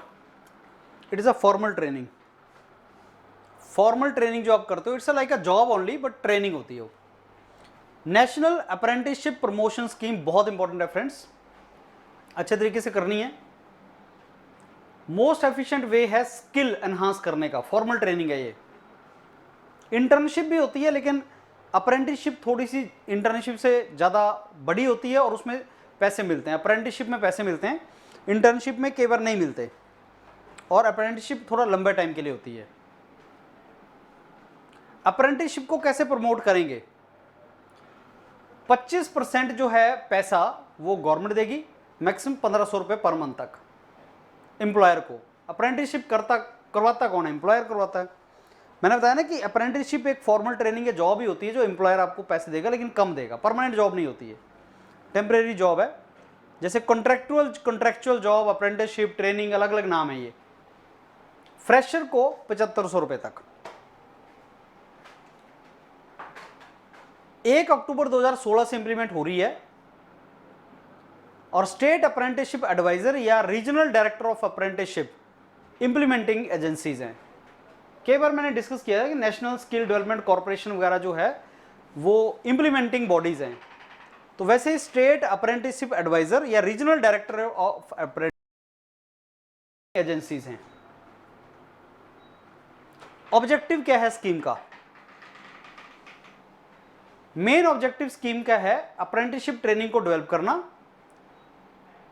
और अप्रेंटिसेस के नंबर बढ़ाना। 2020 तक 50 लाख क्यूमुलेटिव नंबर, 2020 तक 50 लाख नंबर हमें क्यूमुलेटिव जनरेट करना। 2020 तक 50 लाख तक लेके आना। गवर्नमेंट की कंट्रीब्यूशन कितनी है इसमें? What is the contribution of the government? 25%, maximum 1500 रुपए तक गवर्नमेंट इसमें 25% देती है, या मैक्सिमम 1500 रुपए तक देती है।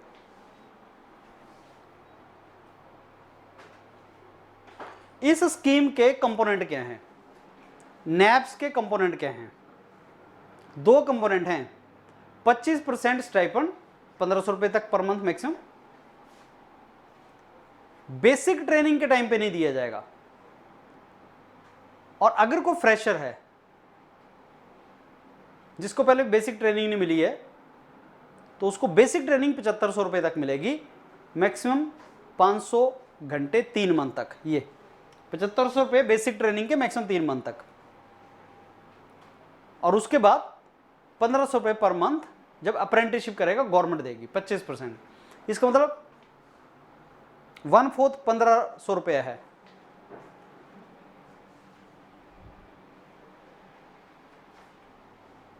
तो 7500 रुपये तक टोटल आपको मिलेगा,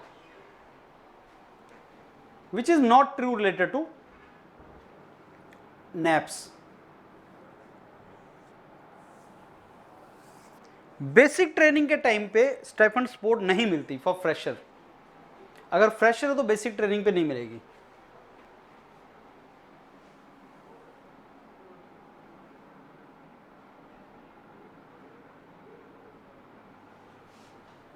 इस स्कीम का स्कोप क्या है?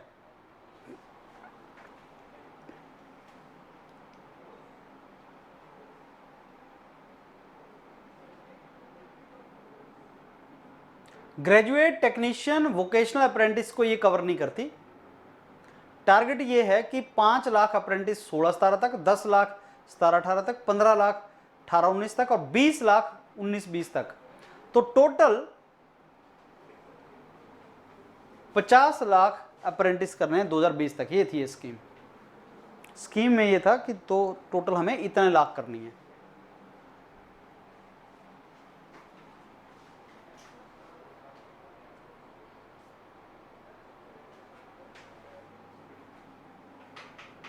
बीस लाख टारगेट हमें 19-20 तक और 50 लाख करना है 2020 तक।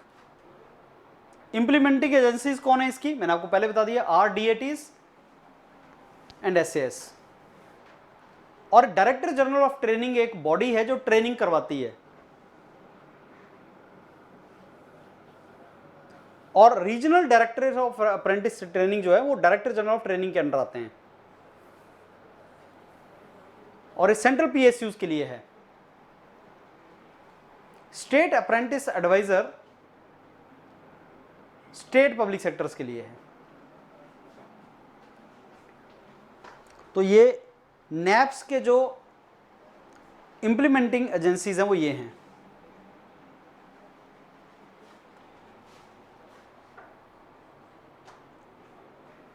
तो इंप्लीमेंटिंग एजेंसी हमने देख लिया, नैप्स में कौन है? ये दोनों ही इंप्लीमेंटिंग एजेंसीज हैं।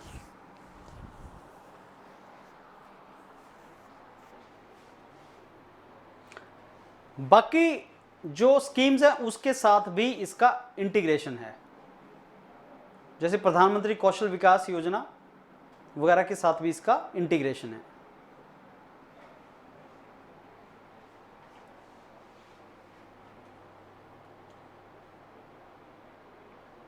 इसका ड्यूरेशन क्या है अप्रेंटिसशिप ट्रेनिंग का, थोड़ा सा आइडिया इसके ड्यूरेशन का भी होना चाहिए।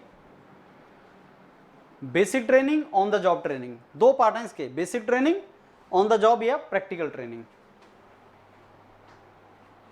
ये एक टेबल है जिससे आपको पता लगेगा कि इसकी जो बेसिक ट्रेनिंग है वो 3 मंथ तक होती है और ऑन द जॉब ट्रेनिंग जो है 2 साल तक होती है, 1 साल से 2 साल के बीच में। बहुत इंपॉर्टेंट है, इसके 2 कंपोनेंट है, basic training, on the job training. ये बहुत ही इंपॉर्टेंट कंटेंट है फ्रेंड्स आपको रिवाइज करने के लिए। इससे आपको सारा जो स्किल डेवलपमेंट का है आपको आइडिया लगेगा कि इस तरीके से पार्ट आता है। तो ऑन द जॉब ट्रेनिंग जो है बेसिक ट्रेनिंग 3 मंथ की।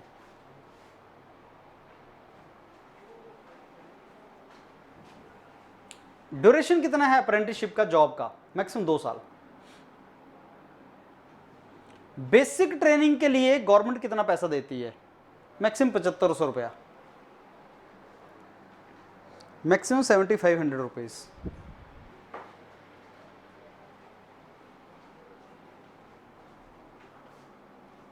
मैंने आपको बताया कि 50 पेज का ये डॉक्यूमेंट है, इसको ढंग से रिवाइज करके जाना। तो नैप्स में जो ट्रेनिंग दी जाती है उसके 2 मोड हैं, एक डेजिग्नेटेड मोड है, एक ऑप्शनल मोड है। Designated trade, optional trade. Optional trade and designated trade, नाम से भी पता लग रहा है, डेजिग्नेटेड एंड ऑप्शनल। डेजिग्नेटेड होता है जो भी ट्रेड और ऑक्यूपेशन गवर्नमेंट ने नोटिफाई किया है। अप्रेंटिसशिप ट्रेनिंग में 259 ऐसे ट्रेड हैं जो डेजिग्नेटेड हैं। ऑप्शनल ट्रेड वो हैं जो प्रधानमंत्री कौशल विकास योजना के अंडर आते हैं।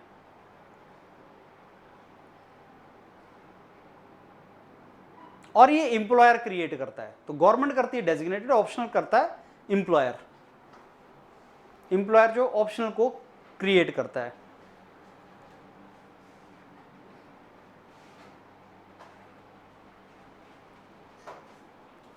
तो ये डेजिग्नेटेड ट्रेड होता क्या है नेशनल अप्रेंटिसशिप प्रमोशन स्कीम के अंडर? डेजिग्नेटेड ट्रेड क्या चीज है? What do we mean by designated trade? Trade जो गवर्नमेंट डिसाइड करती है, ट्रेड जो इंप्लॉयर डिसाइड करता है, या दोनों? गवर्नमेंट डेजिग्नेटेड है, ऑप्शनल जो है वो इंप्लॉयर करता है।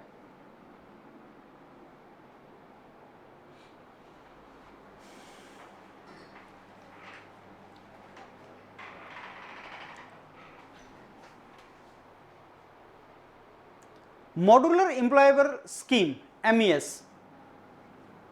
किसके अंडर आती है? ये मिनिस्ट्री ऑफ लेबर के अंडर आती है।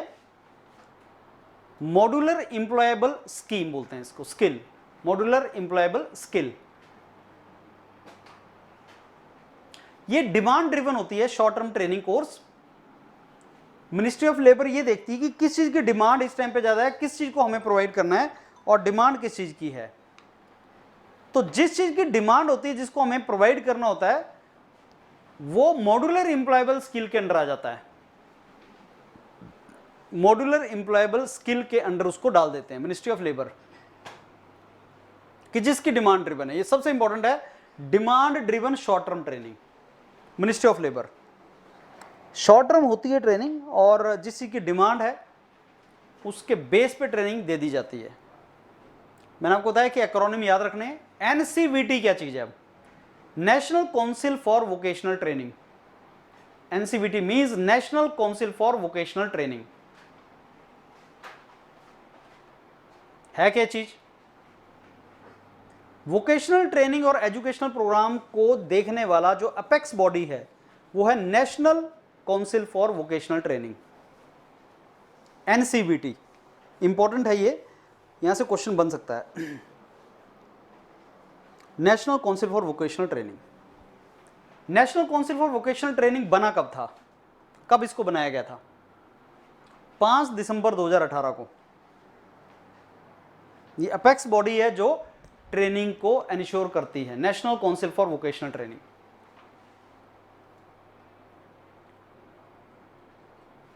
हरियाणा की पहली स्किल यूनिवर्सिटी का नाम क्या है? जो हरियाणा में पहली स्किल यूनिवर्सिटी बनी, इनफैक्ट इंडिया में पहली स्किल यूनिवर्सिटी बनी, उसका नाम है Vishwakarma skill university. Vishwakarma skill university वो पलवल डिस्ट्रिक्ट है हरियाणा में, उसमें बना है और इंडिया की पहली स्किल यूनिवर्सिटी है ये। गांव का नाम है दुधोला और डिस्ट्रिक्ट का नाम है पलवल। तो पलवल डिस्ट्रिक्ट, दुधोला गांव पलवल डिस्ट्रिक्ट में, ये इंडिया की पहली स्किल यूनिवर्सिटी है, हरियाणा की नहीं। Vishwakarma skill university. हम जानते हैं तक्षशिला, नालंदा, तक्षशिला, ये यूनिवर्सिटीज हुआ करती थी, लोग आते थे यहाँ पढ़ते थे, स्किल एनहांस करते थे। अब वो नहीं है, तो ये जो नई स्किल यूनिवर्सिटी बनी है उसमें वोकेशनल या स्किल एजुकेशन दिया जाएगा। याद कर लेना, इंपॉर्टेंट है, और हरियाणा में है तो हरियाणा के एग्जाम के हिसाब से इंपॉर्टेंट है, ये पूछा जा सकता है।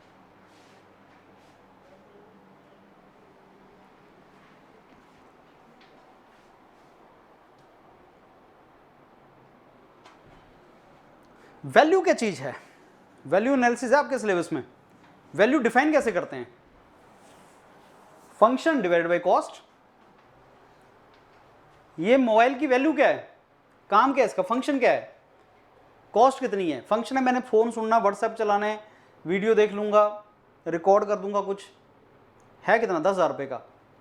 अगर सेम काम मैं 50,000 रुपये में कर रहा हूं, इसकी वैल्यू गिर गई। 50,000 कॉस्ट है इसकी, लेकिन काम वही कर रहा हूं। तो अगर मेरा काम 10,000 में चल रहा है तो उसकी वैल्यू ज्यादा है। फंक्शन पर यूनिट कॉस्ट, उसको बोलते हैं वैल्यू। देखो, वैल्यू एनालिसिस से पहले वैल्यू इंजीनियरिंग कंसेप्ट आता है। वैल्यू एनालिसिस भी एक कंसेप्ट है, पर वैल्यू इंजीनियरिंग आपको पता होना चाहिए। वैल्यू इंजीनियरिंग जो कंसेप्ट है वो आया कहां से? आप बोलोगे सर जनरल इलेक्ट्रिकल से आया। बिल्कुल।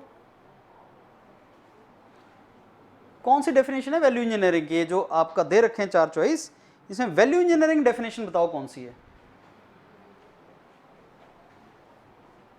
लोएस्ट कॉस्ट पे अगर तुम्हारा नेसेसरी फंक्शन मिल जाए, कॉस्ट मिनिमम हो, काम चल जाए मेरा, नेसेसरी फंक्शन मिल जाए, उसी को वैल्यू बोलते हैं।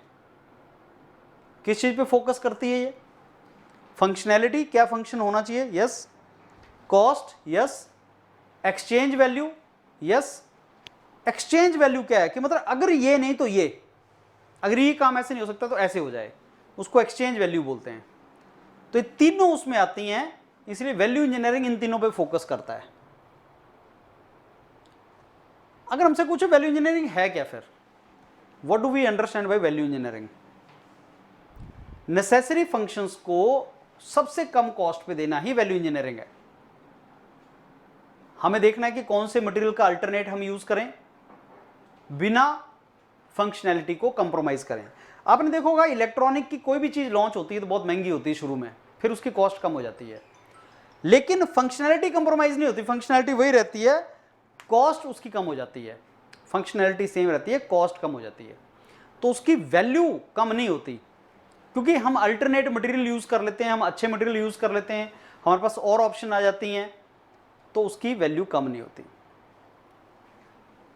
नेसेसरी फंक्शन को सबसे कम कॉस्ट पे देना वैल्यू इंजीनियरिंग है। Substitution of material method, less expensive alternate लगा दिए जाएं, यूज पे, कॉस्ट पे, एस्टीम पे, एक्सचेंज वैल्यू पे, इस पे फोकस करती है। बेसिकली वैल्यू इंजीनियरिंग होता है function divided by cost.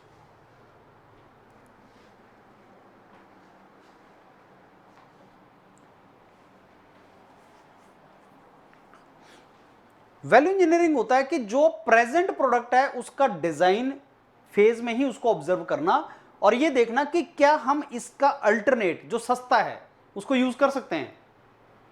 Functionality compromise नहीं करनी, अल्टरनेट देखना, नया मटेरियल आ गया जो सस्ता भी है अच्छा भी है तो वैल्यू और बढ़ जाएगी, लेकिन फंक्शनैलिटी कंप्रोमाइज नहीं करनी। जनरल इलेक्ट्रिकल में 1940s में ये कंसेप्ट आया, वर्ल्ड वॉर 2 के टाइम पे, जब बहुत सा मटेरियल जो है वो शॉर्टेज आ गई मटेरियल की और हमें उसकी कॉस्ट को कम करने का रिक्वायरमेंट पड़ा। तो उस टाइम पे फंक्शनैलिटी बिना कंप्रोमाइज किए हमें ये करना था कि बिना फंक्शनैलिटी को कंप्रोमाइज किए हमें उसको इंप्रूव करना है, उसकी वैल्यू को बढ़ाना है। तो ये सारी की सारी टर्म उस टाइम पे आई। तो वैल्यू होती है function per unit cost.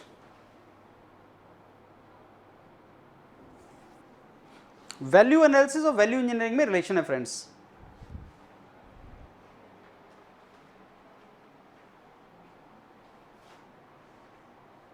Value engineering before product जब बनता है उससे पहले किया जाता है। वैल्यू एनालिसिस जो बन चुका है प्रोडक्ट उसका किया जाता है। वैल्यू एनालिसिस उसका किया जाता है जो प्रोडक्ट ऑलरेडी बना हुआ है, उसका तुम एनालिसिस करते हो, उसके फंक्शंस देखते हो, कॉस्ट देखते हो। इंजीनियरिंग जब प्रोडक्ट बना नहीं है, अभी सोच रहे हो, implementation of techniques cost reduction की, वो वैल्यू एनालिसिस है।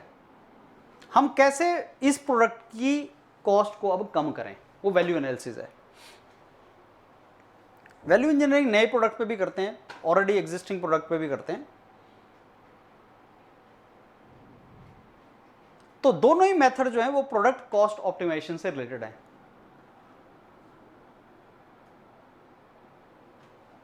वैल्यू एनालिसिस आपके सिलेबस में है, लेकिन वैल्यू इंजीनियरिंग और वैल्यू एनालिसिस दोनों को ढंग से करना है आपने। ये दोनों चीजें आपको ढंग से करनी है।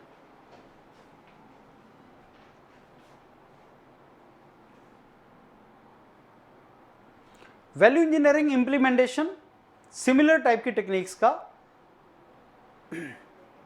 जो नया प्रोडक्ट है डिजाइन के टाइम पे, वैल्यू इंजीनियरिंग जो किया जाता है जब प्रोडक्ट अभी बन रहा है उसी पे आप स्टार्ट करते हो।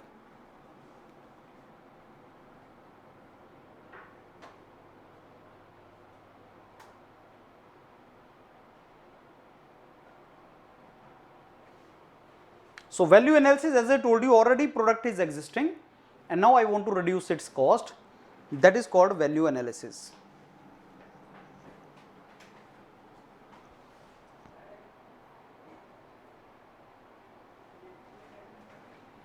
Pradhan Kaushal Vikas Yojana is implemented by National Skill Development Corporation. Yes. So you are watching the lecture on questions, friends. We are doing questions related to our ITI exam, principal and assistant director exam. प्रधानमंत्री कौशल विकास योजना में क्या क्या learning component हैं? सारे entrepreneurship बनाना है, soft skill, financial, digital literacy, सब है इसमें।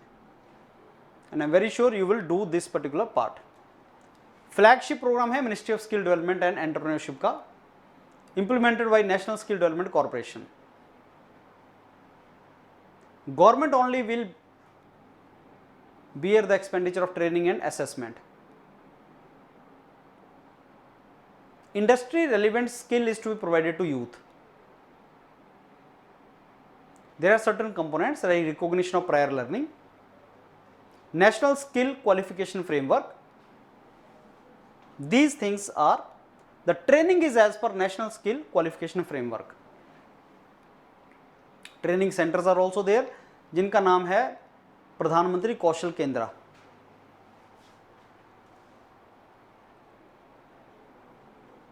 सो ये टर्मिनोलॉजीज फ्रेंड्स सारी याद कर लेना आप।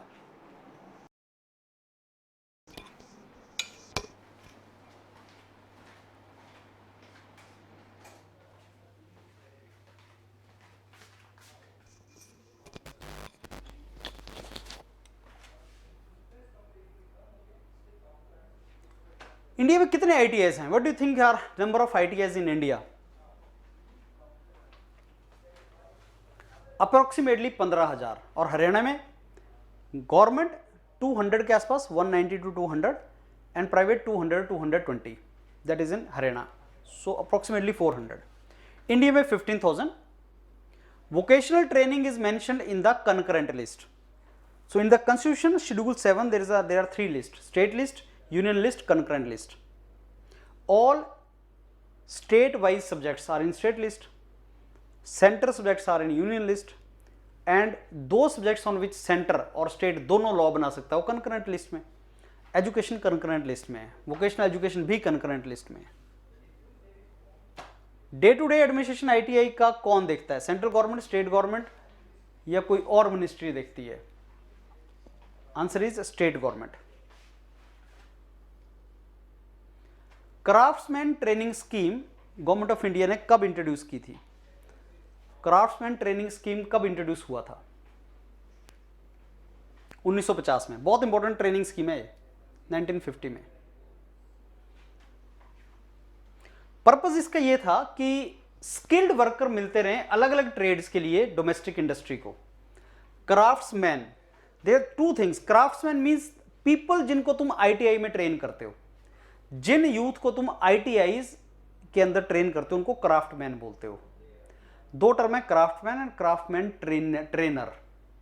जो क्राफ्टमैन ट्रेनर है वो क्राफ्टमैन को ट्रेन करते हैं, तो क्राफ्टमैन को तुम आईटीआई में ट्रेन करते हो। तो क्राफ्टमैन ट्रेनिंग स्कीम 1950 में स्टार्ट हुई थी। पर्पस था कि हम डोमेस्टिक इंडस्ट्री को स्किल्ड लोग दे सकें।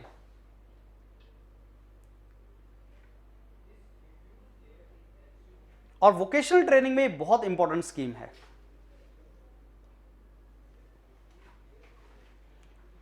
आईटीआईज क्राफ्टमैन ट्रेनिंग देते हैं और क्राफ्टमैन ट्रेनिंग स्कीम आईटीआई के अंडर आती है, जो फर्दर स्टेट गवर्नमेंट को और यूनियन टेरिटरी को काम दिया गया है। सिंस 1969 से सारा फाइनेंशियल कंट्रोल आईटीआईज को दे दिया गया है क्राफ्टमैन ट्रेनिंग का। वोकेशनल ट्रेनिंग जो है वो कंकरेंट सब्जेक्ट है और सेंट्रल स्टेट गवर्नमेंट दोनों इसके ऊपर लॉ बना सकती हैं। थोड़ा सा आइडिया कि कितने क्राफ्टमैन होते हैं, 15,000 आईटीआईज के अंदर। पूरे इंडिया में 15,000 के आसपास आईटीआईज हैं, जिसमें 26-27 लाख जो है वो बेसिकली ट्रेनी है, क्राफ्टमैन है।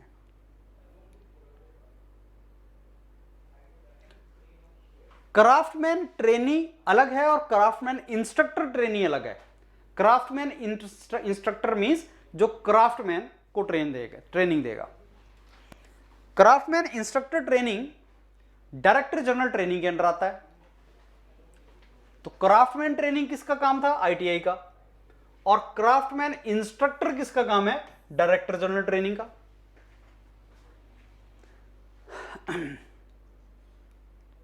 स्किल में भी और ट्रेनिंग मेथोडोलॉजी में भी। जो हार्ड स्किल्स हैं वो भी सिखानी है और कैसे पढ़ाना है वो भी सिखाना है। क्राफ्टमैन जो आपके इंस्ट्रक्टर हैं, जो इंस्ट्रक्शन देंगे, आईटीआई में पढ़ाएंगे क्राफ्टमैन इंस्ट्रक्टर, उनका काम होगा ट्रेनिंग देना। स्किल तो उनके होनी चाहिए, कैसे पढ़ाना है वो भी उनको पता होना चाहिए।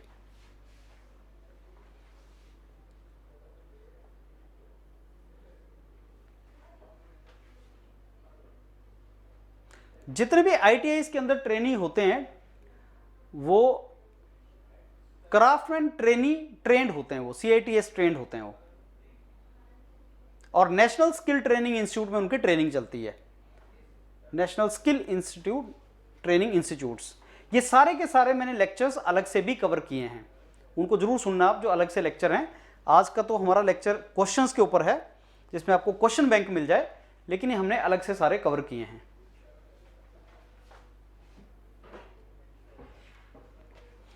कौन होता है एलिजिबल क्राफ्ट इंस्ट्रक्टर? जिसके पास ये क्वालिफिकेशन है, उसके पास 27 engineering and 9 non engineering trade में एक्सपर्टीज होनी चाहिए। 27 engineering trade, 9 non engineering trade में उसका ट्रेनिंग होनी चाहिए।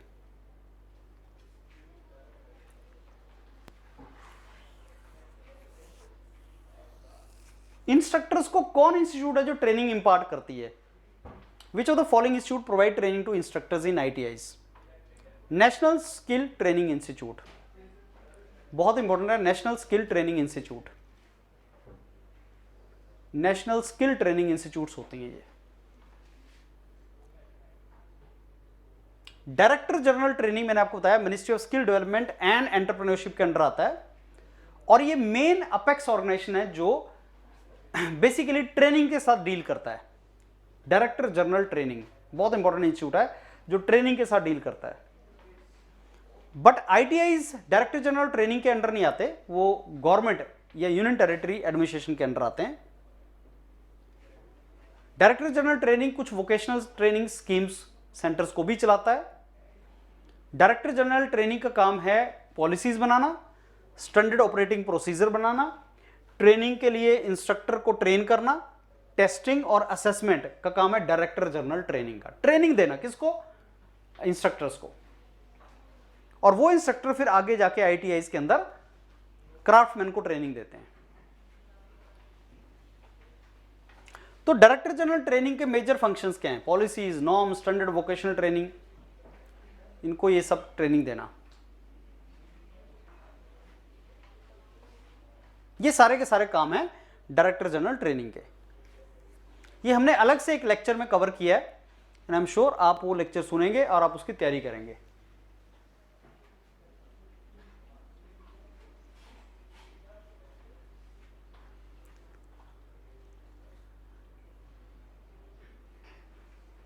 किसके अंडर आते हैं आईटीआईज? मैंने आपको बताया कि एजुकेशन जो है वो एक कंकरेंट सब्जेक्ट है, सेंटर स्टेट गवर्नमेंट दोनों के अंडर आता है। तो आईटीआईज किसके अंडर आते हैं? State government and union territory के। इनमें से कौन सा ऐसा फंक्शन है जो डायरेक्टर जनरल ट्रेनिंग का नहीं है? स्किल्ड क्राफ्टमैन को ट्रेनिंग देना जो है वो डायरेक्टर जनरल ट्रेनिंग का काम नहीं है।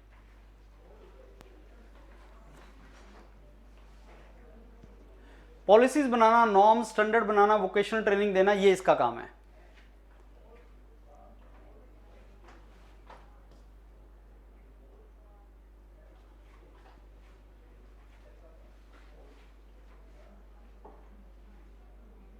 देखो 6 महीने से 2 साल के बीच आपकी ट्रेनिंग होती है और नेशनल स्किल जो आप क्वालिफिकेशन लेते हैं उसका एक फ्रेमवर्क होता है, राइट? उसी को इसको नेशनल क्राफ्टमैन ट्रेनिंग स्कीम के अंडर इंप्लीमेंट किया जाता है।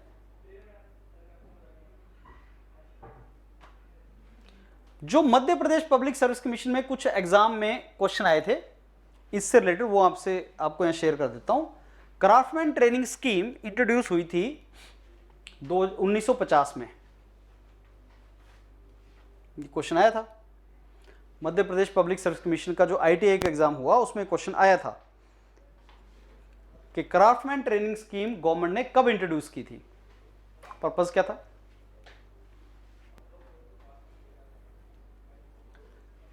क्राफ्टमैन इंस्पेक्टर की जो ट्रेनिंग होती है वो काम किसका होता है? उनको ट्रेनिंग देना, उसका काम होता है डायरेक्टर जनरल ट्रेनिंग का।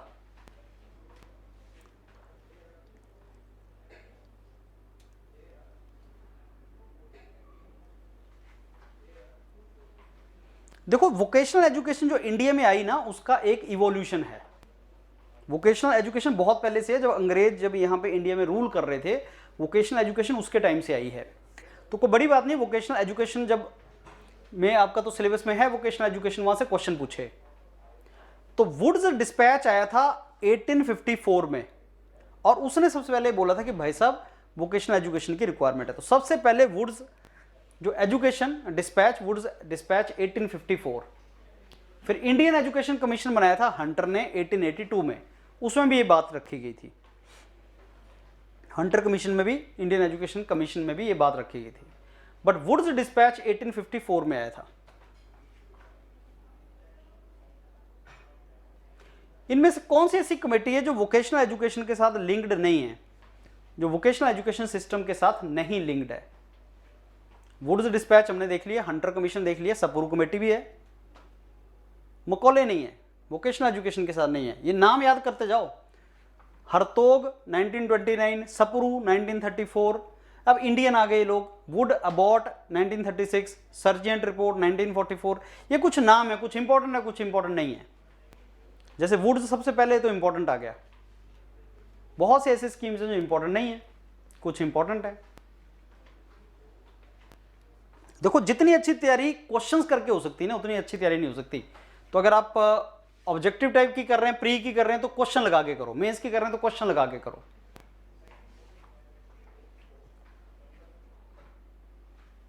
जब इंडिया इंडिपेंडेंट हो गया तो कौन से कमीशन ने सबसे पहले बात की? जब इंडिया इंडिपेंडेंट हो गया, वुड्स तो तब था जब इंडिया इंडिपेंडेंट नहीं था, 1854। जब इंडिया इंडिपेंडेंट हो गया तो सबसे पहले किस कमीशन ने बात की? राधाकृष्णन कमीशन 1948। वोकेशनल एजुकेशन की सबसे पहले बात किसने की? राधाकृष्णन कमीशन ने 1948 सबसे पहले बात की राधाकृष्णन कमीशन ने। फिर मुरलीधर कमीशन आ गया, मुरलीधर नहीं, मुदालियार कमीशन आ गया, सेकेंडरी एजुकेशन कमीशन बोलते हैं इसको। इन्होंने रिकमेंड किया था 11 साल का पैटर्न स्कूल एजुकेशन का।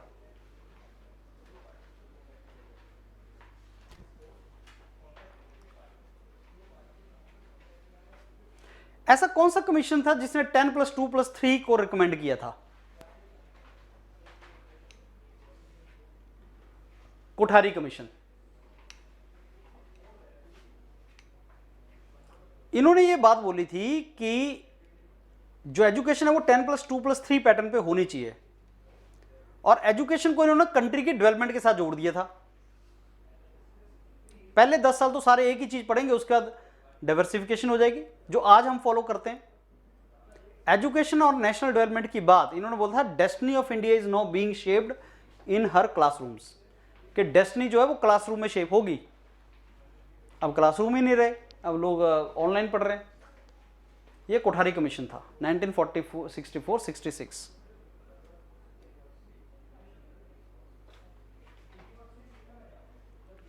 कौन सा ऐसा कमीशन था जिसने सबसे पहले बोला कि वोकेशनलाइजेशन होना चाहिए सेकेंडरी लेवल पे?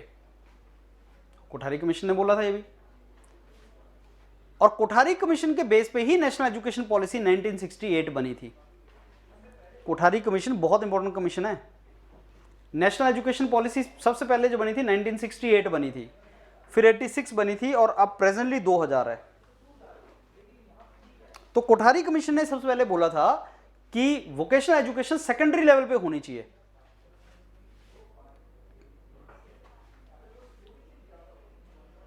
एक से 8 क्लास तक जनरल एजुकेशन रखो, फिर उसको सेकेंडरी लेवल पे वोकेशनलाइज कर दो।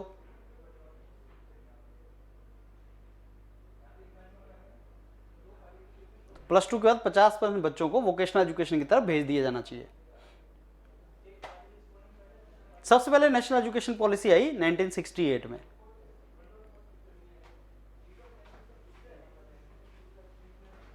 कोठारी कमीशन जो एजुकेशन कमीशन था 64, 66 में, तो पार्लियामेंट ने जब उसको एक्सेप्ट कर लिया तो नेशनल एजुकेशन पॉलिसी 1968 आई।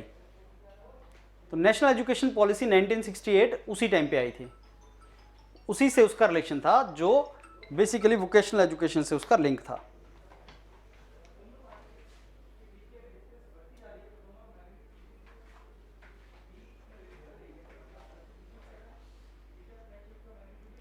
ऐसी कौन सी ऑर्गेनाइजेशन थी जिसने डॉक्यूमेंट बनाया था हायर एजुकेशन और उसके वोकेशनलाइजेशन पे? Higher education and its vocationalisation. NCERT ने एक डॉक्यूमेंट बनाया था higher education and its vocationalisation 1976 में, जिसमें यह लिंक बिठाया गया था कि एजुकेशन और बाकी सेक्टर्स के बीच में बहुत ज्यादा रिलेशन है, जैसे इंडस्ट्री, कॉमर्स, एग्रीकल्चर, सबके बीच में। तो ये जो डॉक्यूमेंट बनाया था ये एनसीईआरटी ने क्रिएट किया था।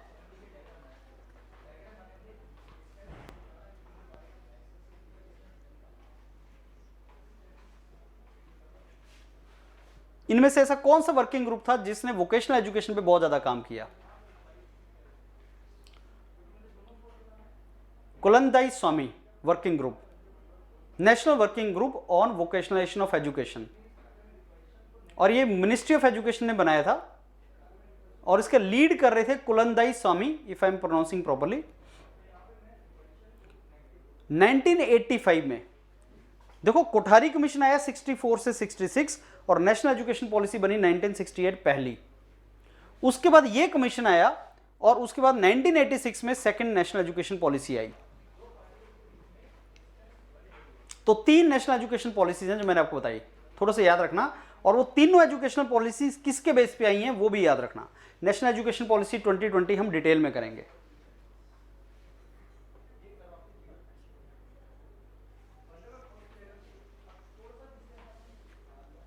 नाइनटीन 1986, 2020। 1992 में कोई आपकी जो है नेशनल एजुकेशन पॉलिसी नहीं आई थी। तो 3 नेशनल एजुकेशन पॉलिसीज आई हैं।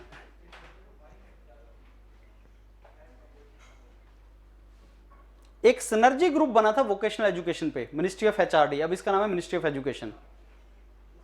सैम पिट्रोडा इसके चेयरमैन थे। देखो 90s में अब राजीव गांधी, सैम पिट्रोडा राजीव गांधी के फ्रेंड थे, और जो टेक्नोलॉजी रिवॉल्यूशन इंडिया में लाए थे Rajiv Gandhi prime minister, Sam Pitroda ने उसमें बहुत क्रूशियल रोल प्ले किया था। वो तो synergy group on vocational education ministry of HRD ने क्रिएट किया था 1995 में डॉक्टर सैम पिट्रोडा के under. Plan of action for better operationalisation of vocational education in India.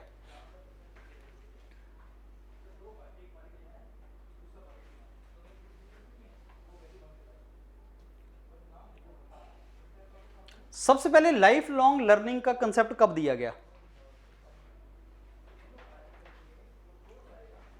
National curriculum framework for school education में।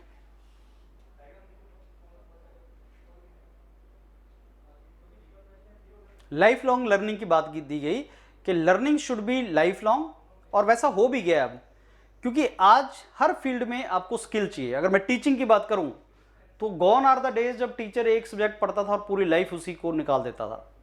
अब वैसे नहीं चल सकता। अगर आप अपने आप को अपग्रेड नहीं करोगे एज अ टीचर, हम लोगों को मेलिंग करना, व्हाट्सएप करना, लिंक्डइन पे जुड़ना, वीडियो बनाना, अगर ये नहीं करेंगे तो आप अपने आप को अपस्किल नहीं कर सकते। हमें ये टेक्नोलॉजी को अडॉप्ट करना पड़ेगा। As a teacher you have to do that.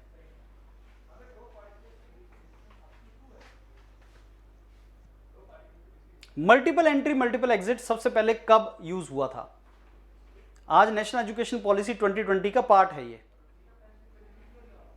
और उसी को national curriculum framework for school education भी बोलते हैं, जिसमें बोला गया कि flexible, modular, credit base, multiple entry multiple exit के बेस पे होना चाहिए।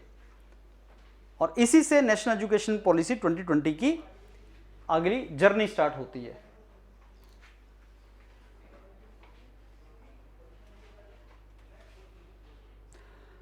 So friends, with this we come to an end of this marathon first session question bank number 1।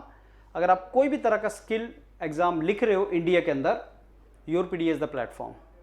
योरपीडी join करो और अच्छे तरीके से एग्जाम की तैयारी करो, निकल जाएगा सारा का सारा एग्जाम। और आप ITI ज्वाइन कर सकते हैं। ITI के प्रिंसिपल बनिए और लोगों को सेल्फ एम्प्लॉयड कीजिए, उनको ट्रेनिंग दीजिए, पर पहले अच्छी तैयारी खुद कीजिए। क्वेश्चन बैंक नंबर 2, 3, 4 जरूर देखना, क्योंकि इसमें बहुत से क्वेश्चंस और होंगे। तो ये 200-250 पेज का डॉक्यूमेंट योरपीडिया का, जिसमें बहुत से क्वेश्चन होंगे, उसके बियॉन्ड मेरे को नहीं लगता क्वेश्चन आएगा। Thank you.